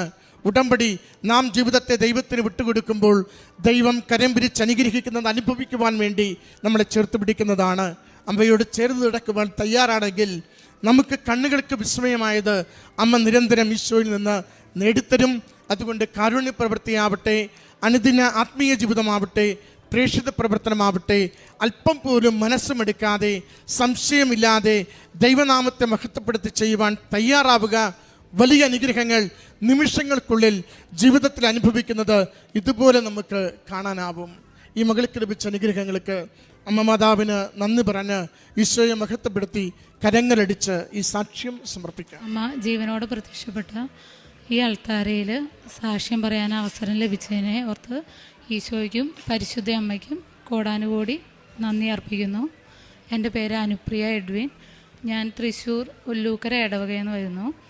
ഞാൻ എൻ്റെ ജീവിതത്തിൽ ആകെ വിഷമവും ബുദ്ധിമുട്ടുകളും രോഗത്തിൻ്റെ വിഷമങ്ങളും ഒക്കെ ആയിട്ടിരിക്കുന്ന അവസരത്തിലാണ് യൂട്യൂബിലൂടെ വീഡിയോ കണ്ടാണ് ഞാൻ ഉടമ്പടി എടുക്കാൻ തീരുമാനിച്ചത്. ഉടമ്പടി എടുത്തത് 2024 നവംബറിലാണ്. അപ്പോൾ ഉടമ്പടിയിലെ നിയോഗത്തിലൊന്ന് എനിക്ക് ആദ്യത്തെ കുട്ടിക്ക് 6 വയസ്സായി. അപ്പോൾ രണ്ടാമത്തെ കുട്ടിക്ക് വേണ്ടിയിട്ട് കുട്ടി ആകുന്നില്ലായിരുന്നു. അതിന് ഓവുലേഷൻ മെഡിസിനും ഫോളിക് ആസിഡും ഒക്കെ 3 വർഷത്തോളമൊക്കെ കഴിച്ചു. അത് കഴിഞ്ഞ് ഇവിടെ ഉടമ്പടി എടുത്ത് 3-ാമത്തെ മാസം ഞാൻ രണ്ടാമത് പ്രഗ്നൻ്റായി. കുട്ടീനെയായിട്ട് എനിക്കിവിടെ വരാൻ കഴിഞ്ഞതിനെ ഓർത്ത് ദൈവത്തിന് ഞാൻ നന്ദി പറയുന്നു. നേർച്ച വസ്തുക്കൾ ഞാൻ ഉടമ്പടി തൈലം വിശ്വാസ പ്രമാണം ചൊല്ലി എന്നും വയറിൽ പുരട്ടാറുണ്ടായിരുന്നു. അപ്പം പ്രഗ്നൻ്റ് ആയി കഴിഞ്ഞ് ആദ്യത്തെ അൾട്രാസൗണ്ടിൽ ഹാർട്ട് ബീറ്റും ഇല്ലായിരുന്നു, പിന്നെ സിസ്റ്റും ഉണ്ടായിരുന്നു. അത് ആകെ ടെൻഷനായിരുന്നു ഇങ്ങനെ. പക്ഷെ എന്നാലും മാതാവിൽ എനിക്ക് വിശ്വാസം ഉണ്ടായിരുന്നു. അത് കഴിഞ്ഞ് ഉടമ്പടി തൈലം എന്നും വിശ്വാസ പ്രമാണം ചൊല്ലി തേക്കുന്നുണ്ടായിരുന്നു. അത് കഴിഞ്ഞ് 2-ാം മാസത്തിലെ അൾട്രാസൗണ്ടിൽ സിസ്റ്റും മാറി, ഹാർട്ട് ബീറ്റും കിട്ടി. അതിന് ദൈവത്തിന് നന്ദി പറയുന്നു. അതുപോലെ തന്നെ പ്രഗ്നൻസിയിലുടനീളം കോംപ്ലിക്കേറ്റഡ് ആയിരുന്നു.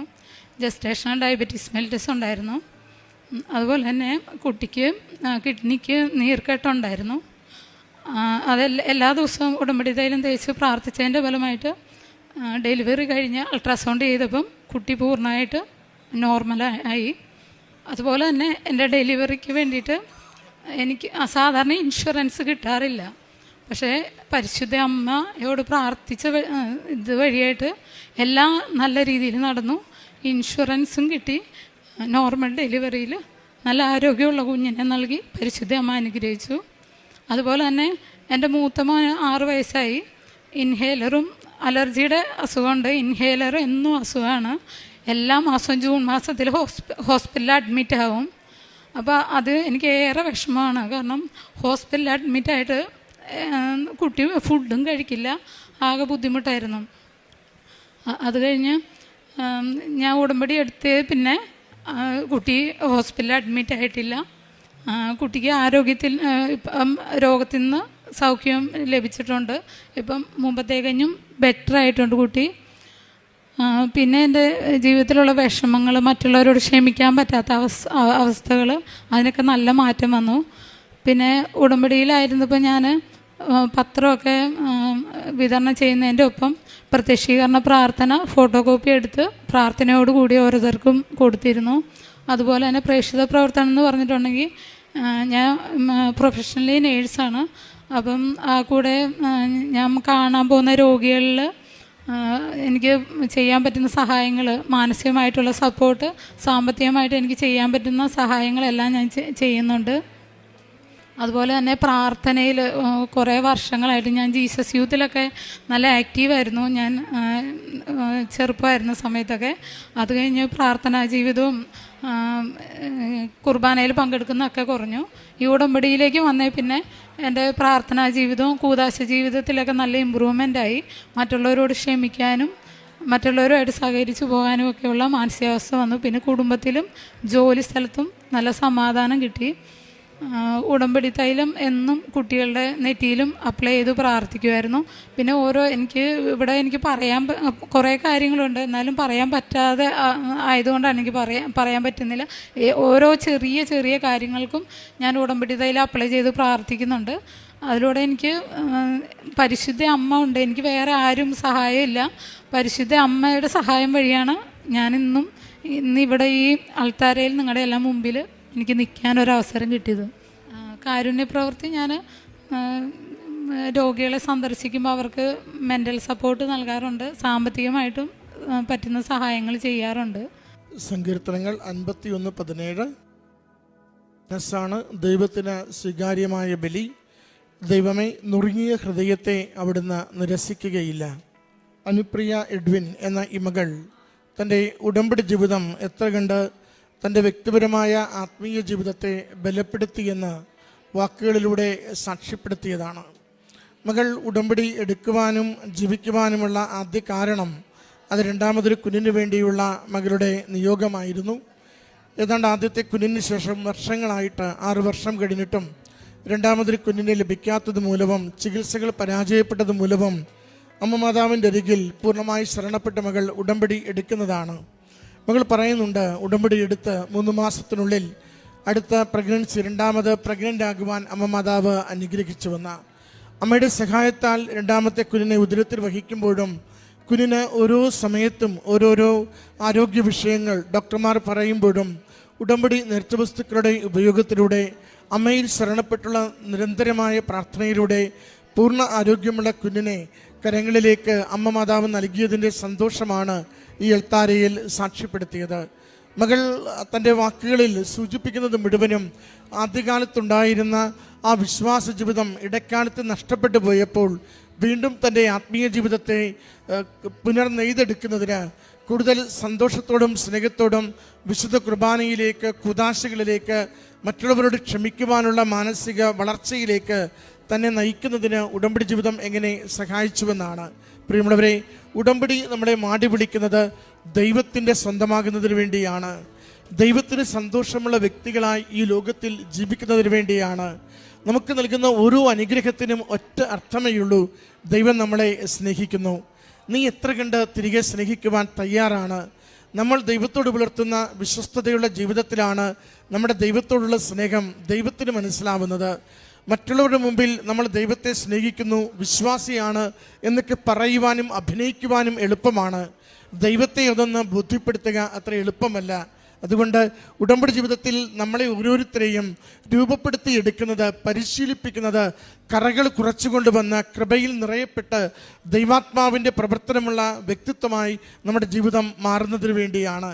നിത്യതയെ, സ്വർഗത്തെ സന്തോഷത്തോടെ ഓരോ നിമിഷവും സ്വപ്നം കാണുന്നൊരു ജീവിതം നമ്മളിൽ നിക്ഷേപിക്കുവാൻ വേണ്ടിയാണ് ഈ കാലഘട്ടത്തിൽ നമുക്ക് ഉടമ്പടി ജീവിതം കൈമാറുന്നത്.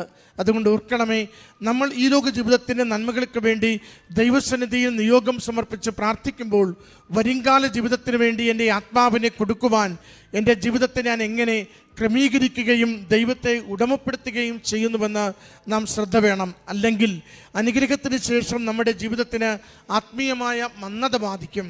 യേശുവിനെ സ്വന്തമാക്കുന്നവരാണെങ്കിൽ ജീവിതം എത്ര കണ്ട് കലുഷിതമായാലും ദൈവികമായ ശക്തിയിലും ഉറപ്പിലും ജീവിതം മുന്നോട്ട് കൊണ്ടുപോകുവാനുള്ള കൃപയുള്ള മനുഷ്യരായി നിരന്തരം മുന്നേറിക്കൊണ്ടിരിക്കും. അതുകൊണ്ട് ഉടമ്പടിയിൽ നമുക്ക് പ്രാർത്ഥിക്കേണ്ടത്, ദൈവമേ, നീ ആഗ്രഹിക്കുന്നത് പോലെ ജീവിക്കുവാൻ, നിന്നെ സ്നേഹിക്കുന്നുവെന്ന് നീ തിരിച്ചറിയും വിധം ഈ ലോകത്തിൽ ഞങ്ങളുടെ ജീവിതത്തെ ഓരോ ദിവസവും മുന്നോട്ട് നയിക്കുവാൻ ഞങ്ങളെ നീ സഹായിക്കണമേ എന്നാണ്.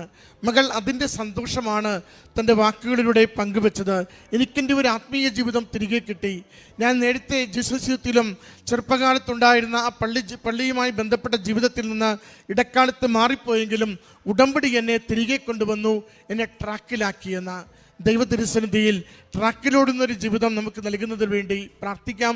ഈ മകൾക്ക് ഈ കുഞ്ഞിലൂടെ ലഭിച്ച സവിശേഷമായ അനുഗ്രഹത്തിന് അമ്മ മാതാവിനും തിരുക്കുമാരനും നന്ദി പറഞ്ഞുകൊണ്ട് കരങ്ങളടിച്ച് ഈ സാക്ഷ്യം നമുക്ക് സമർപ്പിക്കാം. ആദ്യമായി തന്നെ പരിശുദ്ധ കൃപാസന മാതാവിനും ഈശോയ്ക്കും 1000 നന്ദി. ഈ അൾത്താരിയിൽ വന്ന് സാക്ഷ്യം പറയാൻ അനുഗ്രഹം ലഭിച്ചതിന് ഒരുപാട് നന്ദി പറയുന്നു. എൻ്റെ പേര് ആര്യ ബിനു. ഞാൻ ന്യൂസിലൻഡിലെ വെല്ലിംഗ്ടണിലെ സെൻറ്റ് മേരീസ് ഇറ മലബാർ മിഷൻ ഇടവകാംഗമാണ്. ഞാൻ 2024 ഓഗസ്റ്റിലാണ് ആദ്യമായിട്ട് ഓൺലൈൻ ഉടമ്പടി എടുക്കുന്നത്.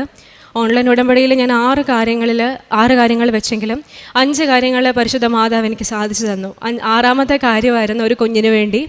2023 ജനുവരിയിലാണ് ഞങ്ങളുടെ കല്യാണം കഴിഞ്ഞതെങ്കിലും 1 വർഷത്തേക്ക് ഞങ്ങളിലേക്ക് കുഞ്ഞ് എന്നൊരു ചിന്ത വന്നില്ല. 2024 ആയപ്പോഴത്തേക്ക് ഞങ്ങൾക്ക് രണ്ടുപേർക്കും എനിക്കും ഹസ്ബൻഡിനും ഭയങ്കരമായിട്ട് ആഗ്രഹമായി, ഒരു കുഞ്ഞ് വേണം. ഞങ്ങൾ ആഗ്രഹിച്ച് പ്രാർത്ഥിക്കാൻ തുടങ്ങി. അങ്ങനെയാണ് ആദ്യമായിട്ട് ഉടമ്പടി എടുക്കുന്നത്. എന്നിട്ട് ഞാൻ എൻ്റെ അമ്മയോട് പറഞ്ഞു, അമ്മേ, എനിക്ക് പ്രഗ്നൻസി ടെസ്റ്റുകളൊക്കെ പലപ്പോഴും ചെയ്തപ്പോഴും നെഗറ്റീവായിരുന്നു റിസൾട്ട്. അപ്പോൾ അമ്മയോട് പറഞ്ഞപ്പോൾ അമ്മ പറഞ്ഞു, നീ വിഷമിക്കേണ്ട, മാതാവ് നിനക്ക് കുഞ്ഞിനെ തരും, നീ ഡിസംബർ വരെ കാത്തിരിക്കും. ഡിസംബറിലല്ലേ ഉണ്ണീശോ ഉണ്ടായത്, ഉണ്ണീശോ ഉണ്ടായ ആ മാസത്തിന് നിനക്കൊരു സന്തോഷവാർത്ത മാതാവ് നിന്നെ അറിയിക്കുമെന്ന് പറഞ്ഞു. അങ്ങനെ ഞങ്ങൾ പ്രാർത്ഥിച്ചു, ഒരുങ്ങിയിരുന്നു. അങ്ങനെ 2024 ഡിസംബർ 5-ാം തീയതി എനിക്കൊരു ചെറിയ സംശയം തോന്നി. അങ്ങനെ ടെസ്റ്റ് ചെയ്തപ്പോൾ റിസൾട്ട് പോസിറ്റീവായിരുന്നു. ആ സമയത്ത് ന്യൂസിലൻഡിലെ എൻ്റെ അച്ഛനും അമ്മയും സഹോദരങ്ങളെല്ലാവരും ഉണ്ടായിരുന്നു. അങ്ങനെ ഞങ്ങൾ വളരെയേറെ സന്തോഷത്തിലായിരുന്നു. അങ്ങനെ ഒരു 37 വീക്സ് വരെ എല്ലാം നോർമലായി, ഞാനും കുഞ്ഞും ഹെൽത്തിയായി ആക്റ്റീവായിട്ടിരുന്നു. 37 വീക്സിൽ മിഡ് വൈഫിനെ കാണാൻ ചെന്നപ്പം മിഡ് വൈഫ് പറഞ്ഞു, വാര്യ, നിൻ്റെ ഫണ്ടൽ ഹൈറ്റിൽ, അതായത് വയറിൻ്റെ അളവിൽ ഒരു ചെറിയ കുറവുണ്ട്. 34 ആഴ്ച നിനക്കുള്ള അതേ ആ ഒരു മെഷർമെൻറ്റ് ഇപ്പോഴും കാണിക്കുന്നുള്ളൂ. കുഞ്ഞിൻ്റെ ഗ്രോത്തിൽ ഒരു ചെറിയ സംശയം ഉണ്ടെന്ന് പറഞ്ഞു.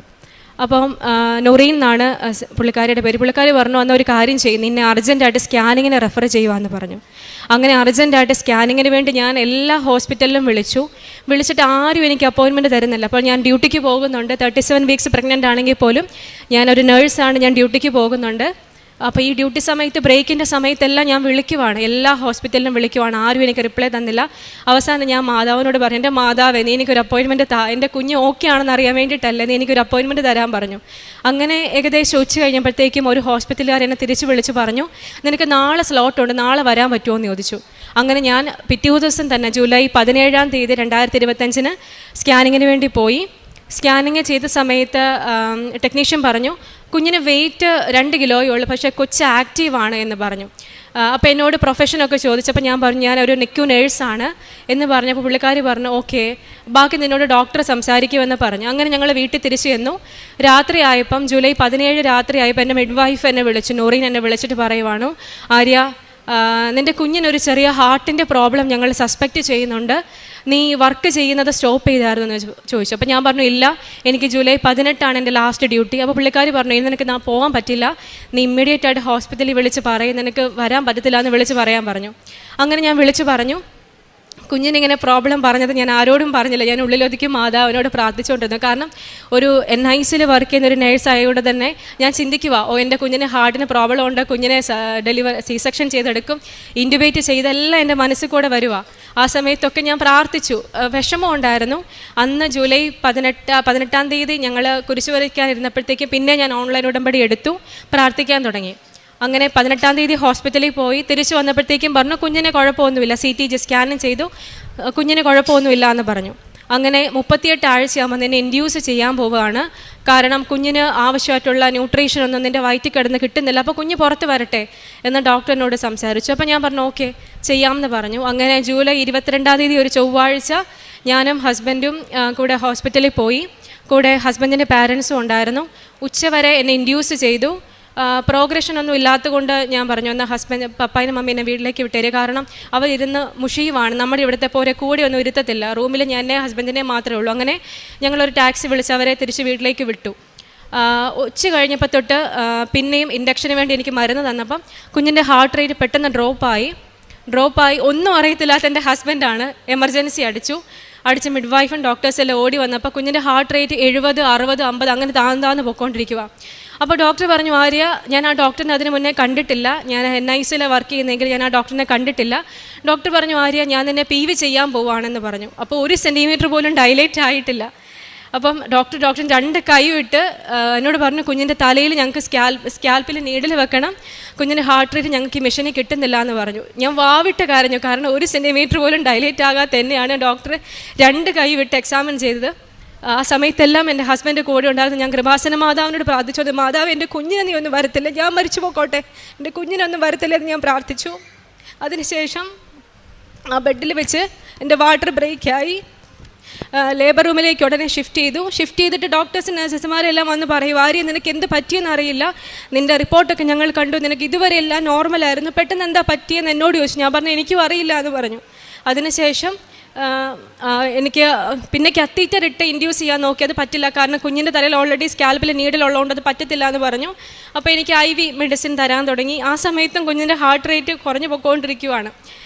അപ്പോഴെല്ലാം എൻ്റെ ഡിപ്പാർട്ട്മെൻറ്റിൽ NIC ഡിപ്പാർട്ട്മെൻറ്റിൽ എല്ലാം അറിഞ്ഞെന്ന് തോന്നുന്നു, ഞാൻ അഡ്മിറ്റായി, കുഞ്ഞിനെന്തോ പ്രശ്നമുണ്ട്, അപ്പോൾ കുഞ്ഞ് മിക്കവാറും അഡ്മിറ്റ് ആകുമെന്നൊരു ഇൻഫർമേഷൻ അവിടെ ആരോ കൊടുത്തു. അപ്പോൾ എൻ്റെ കൊളീഗ്സ് എല്ലാം ഭയങ്കര ടെൻഷൻ അടിച്ചു, എന്ത് പറ്റിയെന്ന് ഓർത്തിട്ട്.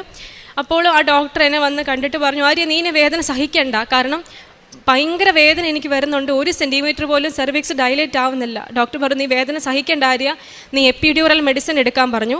എപ്പിഡ്യൂറൽ എനിക്ക് ഇഞ്ചക്ഷൻ തന്നപ്പോൾ എൻ്റെ കാലൊക്കെ മരവിച്ച് വേദന കുറഞ്ഞു. അപ്പോഴും എൻ്റെ കുഞ്ഞിൻ്റെ ഹാർട്ട് റേറ്റ് കുറഞ്ഞു പോയിക്കൊണ്ടിരിക്കുകയാണ്.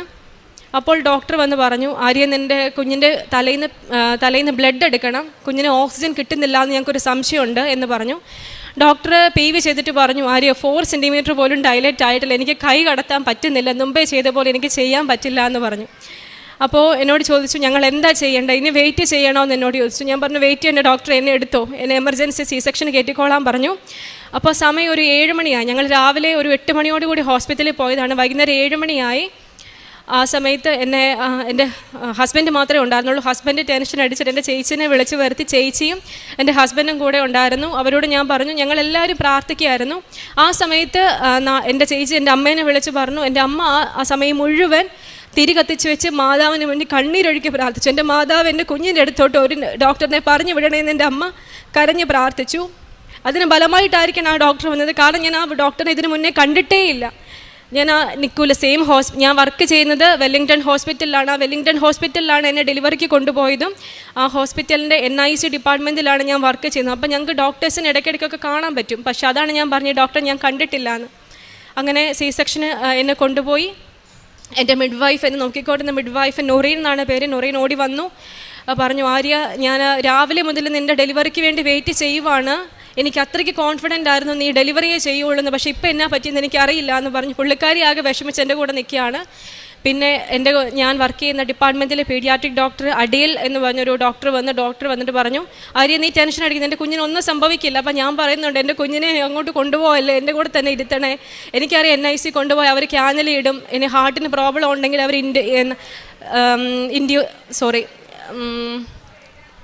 വായിക്കൂടെ ട്യൂബ് ഇടും എന്നൊക്കെ എനിക്ക് മനസ്സിലായി. അപ്പോൾ ഞാനതൊക്കെ ഇങ്ങനെ ചിന്തിച്ചുകൊണ്ടിരിക്കുകയായിരുന്നു. സർജറി ചെയ്തു. കുഞ്ഞിനെ പുറത്തെടുത്ത് കുഞ്ഞിൻ്റെ കരച്ചിൽ കേട്ടപ്പോഴത്തേക്കും ഞാനും ഹസ്ബൻഡും കൂടെ നിലവിളിച്ച് കരഞ്ഞു. ഈശോയെ, ഞങ്ങളുടെ കുഞ്ഞ് കരഞ്ഞല്ലോ, എൻ്റെ മാതാവേ, കുഞ്ഞിനെ ഒരു കുഴപ്പമില്ല എന്ന് പറഞ്ഞു. അടയിൽ കുഞ്ഞിനെ എടുത്ത് എൻ്റെ ദേഹത്ത് വെച്ചിട്ട് പറഞ്ഞു, ആര്യ, കുഞ്ഞിനെ ഞങ്ങൾ നോക്കട്ടെ, ഒബ്സർവ് ചെയ്യട്ടെ എന്ന് പറഞ്ഞു. അങ്ങനെ കുഞ്ഞിനെ ഒബ്സർവേഷൻ ടേബിളിൽ കൊണ്ടുപോയി കുഞ്ഞിനെ നോക്കിയിട്ട് പറഞ്ഞു, നിൻ്റെ കുഞ്ഞിന് യാതൊരു കുഴപ്പവും ഇല്ല, നീ വിചാരിക്കുന്ന പോലെ ഒരു കുഴപ്പവും ആ കുഞ്ഞിനില്ല. ഇത്രയും ഹാർട്ട് റേറ്റ് കുറഞ്ഞു പോയ കുഞ്ഞ് ആക്റ്റീവായി കരയുന്നു, അബ്ഗാർ സ്കോർ 9 ആണ് കുഞ്ഞിന്, നീ വിഷമിക്കേണ്ട എന്ന് പറഞ്ഞു. അങ്ങനെ ഡോക്ടർ പറഞ്ഞു, നിൻ്റെ പ്ലാസൻ്റ ഞങ്ങളൊരു സ്റ്റഡിക്ക് അയച്ചോട്ടെ, കാരണം എന്തോ ഒരു പ്രോബ്ലം കാണിക്കുന്നുണ്ടെന്ന് പറഞ്ഞു. അങ്ങനെ പ്ലാസൻ്റ സ്റ്റഡിക്ക് അയച്ചു. 4 ആഴ്ചയ്ക്ക് ശേഷമാണ് റിപ്പോർട്ട് വന്നത്. റിപ്പോർട്ടിനകത്ത് എൻ്റെ പ്ലാസൻ്റെക്ക് ഒരു കുഞ്ഞിനെ താങ്ങാനുള്ള കപ്പാസിറ്റി ഇല്ലായിരുന്നു. പിന്നെ ഒത്തിരി കോംപ്ലിക്കേഷൻസ് ഉണ്ടായിരുന്നു. അതായത് എൻ്റെ ബ്ലഡിൽ നിന്ന് കുറച്ച് ബ്ലഡിലെ കമ്പോണൻസ് കുഞ്ഞിലേക്ക് പോകുന്ന ന്യൂട്രീഷനെയൊക്കെ തടഞ്ഞു വെച്ചിരിക്കുമായിരുന്നു. അങ്ങനെ എൻ്റെ കുഞ്ഞ് 34 ആഴ്ച മുതൽ 37 ആഴ്ച, അതായത് 3 ആഴ്ച കുഞ്ഞ് പട്ടിണിയായിരുന്നു വയറ്റിൽ. എന്നിട്ട് മിഡ് വൈഫ് റിസൾട്ടൊക്കെ കണ്ടു കഴിഞ്ഞപ്പോൾ എന്നെ വിളിച്ചിട്ട് പറഞ്ഞു, ആര്യ, അവൾ എങ്ങനെ സർവൈവ് ചെയ്തു എന്ന് അറിയത്തില്ല, കാരണം ഷീസ് എ മിറക്കിൾ ബേബി, ഇതെങ്ങനെ നീ സാധിച്ചെടുത്തു? ഞാൻ പറഞ്ഞു, എനിക്കറിയില്ല, എല്ലാം എൻ്റെ മാതാവ് തന്നത് മാത്രമാണെന്ന് പറഞ്ഞു. അതിനുശേഷം കുഞ്ഞുണ്ടായി, ഓക്കെ ആയിരുന്നു. കുഞ്ഞിന് കാലിന് ഒരു ചെറിയ വളവുണ്ടെന്ന് പറഞ്ഞു. അപ്പോഴും ഞാൻ എൻ്റെ മാതാവിൻ്റെ കൃപാസന മാതാവിൻ്റെ ഉടമ്പടി തൈലവും കാശുരൂപം എല്ലാം വെച്ച് പ്രാർത്ഥിച്ചു. ഓരോ തവണ ഞാൻ അമ്മയോടാണ് എനിക്ക് എന്തെങ്കിലും വിഷമം ഉണ്ടെങ്കിൽ പറയുന്നത്. അപ്പം അമ്മ പറയും, നീ പേടിക്കേണ്ട, മാതാവ് ഇത്രയൊക്കെ നിനക്ക് ചെയ്തില്ല, നീ എന്തിനാ ടെൻഷൻ അടിക്കേണ്ട, ഒരു കുഴപ്പം ഉണ്ടാവില്ല, നീ ആ തൈലം വെച്ച് പ്രാർത്ഥിക്ക്. അങ്ങനെ കുഞ്ഞിൻ്റെ കാലിലും എല്ലാം ഞാൻ തൈലം വെച്ച് പ്രാർത്ഥിച്ചു. പിന്നെ അവർ പറഞ്ഞു, കുഞ്ഞിൻ്റെ കണ്ണിന് ഒരു ചെറിയ കാഴ്ച വിഷൻ പ്രോബ്ലം ഞങ്ങൾ സസ്പെക്റ്റ് ചെയ്യുന്നുണ്ടെന്ന് പറഞ്ഞു. അങ്ങനെ അപ്പോഴും ഞാൻ ഉടമ്പടി തൈലം വെച്ച് പ്രാർത്ഥിച്ചു. ഓരോ അപ്പോയിൻമെൻറ്റിന് പോയിട്ട് തിരിച്ചു വരുമ്പോഴും കുഞ്ഞ് നോർമലാണ്. അങ്ങനെ എൻ്റെ കുഞ്ഞിനിപ്പോൾ 5 മാസമായി. ഹെലേന എന്നാണ് പേര്. അവൾ ആക്റ്റീവായിട്ടിരിക്കുന്നു. പരിശുദ്ധ അമ്മയ്ക്ക് ഒരുപാട് നന്ദി. പിന്നെ പ്രേക്ഷിത പ്രവർത്തനമായിട്ട് ഞാൻ ന്യൂസിലൻഡിൽ ഞാൻ സൺഡേ സ്കൂൾ ടീച്ചറായിരുന്നു. എനിക്ക് സിസേറിയൻ ചെയ്യുന്നവിടം വരെ ഞാൻ പോകുമായിരുന്നു. പിന്നെ പറ്റുന്ന ദിവസങ്ങളിലെല്ലാം ഞാൻ പരിശുദ്ധ കുർബാനയ്ക്ക് പോയിട്ടുണ്ട്. ഒരു ദിവസം പോലും ഞായറാഴ്ച ഞാൻ കുർബാന മുടക്കിയിട്ടില്ല. ഇപ്പോൾ എൻ്റെ ഹസ്ബൻഡിന് ഡ്യൂട്ടി ആണെങ്കിൽ പോലും ഞാൻ തന്നെ ഡ്രൈവ് ചെയ്ത്, എന്നോട് ഡ്രൈവ് ചെയ്തെന്നാണ് പറഞ്ഞിരിക്കുന്നത്. 6 ആഴ്ചത്തേക്ക് നീ ഡ്രൈവ് ചെയ്യരുതെന്നാണ് പറഞ്ഞിരുന്നത് ആദ്യമൊക്കെ. പക്ഷേ ഞാനതൊന്നും കണക്കിലെടുക്കാത്ത എൻ്റെ മാതാവിൻ്റെ കൂടെയുണ്ട് എന്ന് വിചാരിച്ച് ഞാൻ ഡ്രൈവ് ചെയ്ത് ഞാൻ പള്ളിയിൽ പോകുമായിരുന്നു. ആ സമയത്തെല്ലാം ഈവൻ ഡ്യൂട്ടിക്ക് പോകുന്ന സമയത്തും അങ്ങോട്ടും ഇങ്ങോട്ടുമൊക്കെ ഡ്രൈവ് ചെയ്ത് പോകുമ്പോൾ ഞാൻ ഈ കൃപാസനത്തിലെ നമ്മുടെ ചാനൽ ജോസഫ് അച്ഛൻ്റെ ടോക്കാണ് കേട്ടുകൊണ്ടിരുന്നത്. ഡെയിലി ബ്രെഡ് ഞാൻ കേൾക്കുമായിരുന്നു. സാധിക്കുന്ന ദിവസങ്ങളിലെല്ലാം പരിശുദ്ധ കുർബാനയിൽ പങ്കെടുത്തിട്ടുണ്ട്. പിന്നെ ആരെങ്കിലും ഒരു സഹായം ചോദിച്ചു കഴിഞ്ഞാൽ ഞാനത് ചെയ്യുമായിരുന്നു. പിന്നെ പരമാവധി ഞാനും എൻ്റെ കുഞ്ഞും എൻ്റെ ഹസ്ബൻഡും എൻ്റെ കുടുംബാംഗങ്ങളും ഉടമ്പടിയിൽ ഉറച്ചു നിൽക്കാൻ തീരുമാനിച്ചിട്ടുണ്ട്. ഈശോയ്ക്ക് നന്ദി, ഒരുപാട് നന്ദി. 139 സങ്കീർത്തനം 15-16 തിരുവചനങ്ങൾ. ഞാൻ നിഗൂഢതയിൽ ഉരുവാക്കപ്പെടുകയും ഭൂമിയുടെ അധോ ഭാഗങ്ങളിൽ വെച്ച് സൂക്ഷ്മതയോടെ സൃഷ്ടിക്കപ്പെടുകയും ചെയ്തപ്പോൾ എൻ്റെ രൂപം അങ്ങേക്ക് അജ്ഞാതമായിരുന്നില്ല. എനിക്ക് രൂപം ലഭിക്കുന്നതിന് മുൻപ് തന്നെ അവിടുത്തെ കണ്ണുകൾ എന്നെ കണ്ടു. എനിക്ക് നിശ്ചയിക്കപ്പെട്ടിട്ടുള്ള നാളുകൾ ഉണ്ടാകുന്നതിന് മുൻപ് തന്നെ അങ്ങയുടെ പുസ്തകത്തിൽ അവ എഴുതപ്പെട്ടു. ആര്യ എന്ന മകളുടെ ഒരു കുഞ്ഞിന് ജന്മം നൽകിയതിനെക്കുറിച്ചുള്ള ശക്തമായ പ്രത്യക്ഷീകരണ സാക്ഷ്യമായിരുന്നു. നാം ഉടമ്പടി എടുക്കുമ്പോൾ നമുക്ക് അനുഗ്രഹം ഉറപ്പാണ്, ഉടൻ പരിഹാരം നമുക്കുണ്ടാകും. ആര്യയ്ക്ക് പറയാനുള്ളത് ആര്യയുടെ ജീവിതത്തിലെ പരിശുദ്ധ അമ്മയുടെയും ഈശോയിൽ നൽകിയ വലിയ അനുഗ്രഹങ്ങളെക്കുറിച്ചാണ്. അനുഗ്രഹത്തിൽ നിന്ന് അതൊരു കൃപയും അഭിഷേകവുമായി മാറിയതിൻ്റെ ഒരു വലിയ സാക്ഷ്യമാണിത്. ആര്യ കുഞ്ഞിന് ജന്മം നൽകുന്നത് വരെ വളരെയധികം ഹസ്ബൻഡും ആര്യയും വളരെ ഒരുങ്ങിയാണ്, ആധ്യാത്മികമായി അവരൊരുങ്ങിയാണ് കുഞ്ഞിനെ വെൽക്കം ചെയ്യാനായി ഒരുങ്ങിയിരുന്നത്. നമുക്ക് വായിച്ചെടുക്കാൻ സാധിക്കുന്നത് ആര്യയുടെ ഡെലിവറി സെക്ഷൻ്റെ ഡെലിവറി സമയത്ത് ഒരു അജ്ഞാതനായ ഒരു ഡോക്ടർ വന്ന് വളരെ കോംപ്ലിക്കേഷനായിരിക്കുന്ന ഒരു ഗർഭാവസ്ഥയെ കുഞ്ഞിന് ജന്മം കൊടുക്കുവാൻ വേണ്ടി അവർ വന്നു നിൽക്കുമ്പോൾ, അവരൊരുങ്ങിക്കൊണ്ടിരിക്കുമ്പോൾ NICUയിൽ വർക്ക് ചെയ്യുന്ന ഒരു മകളാണ് ആര്യ. അവിടെയുള്ള ഒരുവിധം എല്ലാ ഡോക്ടേഴ്സിനെയും ആര്യയ്ക്കറിയാം. പക്ഷേ ആ ഒരു ക്രിട്ടിക്കൽ സ്റ്റേജിൽ ഈശോ തന്നെയാണ് ഈ കുഞ്ഞിനെ പുറത്തെടുക്കുവാനും ജന്മം കൊടുക്കുവാനും ജീവൻ കൊടുക്കുവാനും ഈശോയുടെ കയ്യിലൂടെ ആ കുഞ്ഞിനുണ്ടായേക്കാവുന്ന എല്ലാ ഡിഫക്ട്സും, എല്ലാ ബലഹീനതകളും ന്യൂനതകളും അകറ്റി ഈശോ കുഞ്ഞിനെ പുറത്തെടുത്തുകൊണ്ട് സൗഖ്യം നൽകി ഒരു വളരെ ഓമന കുഞ്ഞായി, നല്ല ആരോഗ്യമുള്ള കുഞ്ഞായി ഇവർക്ക് നൽകി, കയ്യിലേക്ക് നൽകി എന്ന് ആര്യ സാക്ഷ്യപ്പെടുത്തുകയാണ്. നാം ഉടമ്പടിയിലായിരിക്കുമ്പോൾ പരിശുദ്ധ അമ്മ തന്നെ നമ്മുടെ എല്ലാ അസ്വസ്ഥതകളിലേക്കും നമ്മുടെ എല്ലാ ആശങ്കകളിലേക്കും അമ്മ ഓടി വരുന്നത് നമുക്ക് കാണാം. ജനിച്ചു കഴിഞ്ഞതിന് ശേഷമാണ് ഒരു വലിയ ടെൻഷനെക്കുറിച്ച്, ഉണ്ടായേക്കാവുന്ന ഒരു വലിയ ടെൻഷനെക്കുറിച്ച് അല്ലെങ്കിൽ ഒരു സ്ട്രെസ്സിനെക്കുറിച്ച് ആര്യ അറിയുന്നത്. കാരണം കുഞ്ഞിന് ആവശ്യമുള്ള ന്യൂട്രീഷൻ കൊടുക്കാനുള്ള പ്ലസൻ്റ് ആ ഒരു ഫുഡ് ബാങ്ക് അവിടെ ഓഫായിരുന്നു. എന്നിട്ട് പോലും ഈശോ ജീവരക്തം കൊണ്ട്, ഈശോയുടെ തിരുരക്തം കൊണ്ട് കുഞ്ഞിനെ വളരെയധികം പരിപാലിച്ചു എന്ന് തന്നെ ഒരു അത്ഭുത, അവർ പറഞ്ഞതുപോലെ ഇതൊരു മിറക്കിൾ ബേബിയാണ്, ഈ കുഞ്ഞൊരു അത്ഭുത സൃഷ്ടിയാണ്, അത്ഭുത ബേബിയാണ് എന്ന് ഇവിടെ ഏറ്റു പറയുന്നത് സത്യം തന്നെയാണ്. ഈ ഉദരത്തിൽ ഈ കുഞ്ഞിനെ ഈശോ സംരക്ഷിച്ചില്ലായിരുന്നെങ്കിൽ, ഹീൽ ചെയ്യപ്പെട്ടില്ലായിരുന്നെങ്കിൽ ഇന്ന് ഈ കുഞ്ഞ് ഒരുപാട് ന്യൂനതകളോടെ ഈ അൾത്താരയിൽ ഏറ്റുവാങ്ങേണ്ടി അവർക്ക് വരുമായിരുന്നു. ഒരുപക്ഷെ പാരലൈസ്ഡ് ആവാം, വിഷൻ പ്രോബ്ലം ഉണ്ടാകാം, അല്ലെങ്കിൽ കാല് ട്വിസ്റ്റായി പോകാം. ജനിച്ചു കഴിഞ്ഞപ്പോൾ യാതൊരു പ്രശ്നങ്ങളുമില്ലാതെ ഇന്ന് വളരെ ആരോഗ്യവാനായി അവർക്ക് കുഞ്ഞിനെ ലഭിച്ചു.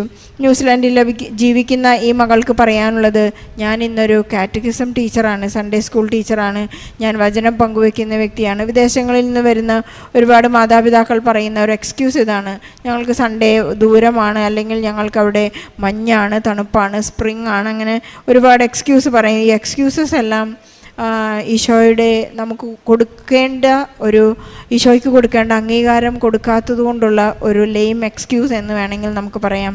ആര്യയ്ക്ക് അങ്ങനെയൊന്നും പറയാനില്ല. കാരണം ആര്യ വളരെ വിശ്വസ്തയോടുകൂടിയാണ് ഈശോയുടെ അടുത്തേക്ക് പോകുന്നത്, ഈശോയെ സ്വീകരിക്കുന്നതും. അതിൻ്റെ ഒരു വലിയ പ്രതിഫലമാണ് ആര്യയ്ക്ക് ഇന്ന് നൽകിയിട്ടുള്ളത്. നാം എത്രമാത്രം സങ്കടത്തോടെ വിളിച്ചാലും നമ്മുടെ ആ സങ്കടം ഈശോ ഏറ്റെടുക്കുകയും നമ്മുടെ ആസ്തി തൂക്കി നോക്കുകയും ചെയ്യുമ്പോൾ നമുക്ക് ലഭിക്കുന്ന പ്രതിഫലം വളരെ വലുതാണ്. നമുക്ക് ഈശോയ്ക്കും പരിശുദ്ധ അമ്മയ്ക്കും നന്ദി പറയാം. ജനിക്കാനിരിക്കുന്ന കുഞ്ഞുങ്ങളിൽ ഗർഭാവസ്ഥയിലായിരിക്കുന്ന എല്ലാ അമ്മമാരെയും എല്ലാം നമുക്ക് ഈ അൾത്താരയിൽ പുനഃസമർപ്പണം ചെയ്ത് പ്രാർത്ഥിക്കാം. അവരുടെ നല്ല കുഞ്ഞുങ്ങളുടെ ആരോഗ്യത്തോടുകൂടിയുള്ള ജനനത്തിന് വേണ്ടിയും കുഞ്ഞുങ്ങളില്ലാത്ത എല്ലാ ദമ്പതികൾക്ക് വേണ്ടിയും പ്രാർത്ഥിച്ചുകൊണ്ട് ആയിരിക്കും കുടുംബത്തിന് ലഭിച്ച എല്ലാ അനുഗ്രഹങ്ങൾക്കും നന്ദി പറഞ്ഞുകൊണ്ട് ഈശോയ്ക്കും പരിശുദ്ധ അമ്മയ്ക്കും നല്ലൊരു കയ്യടി നൽകി ഈ സാക്ഷ്യം നമുക്ക് സമർപ്പിക്കാം.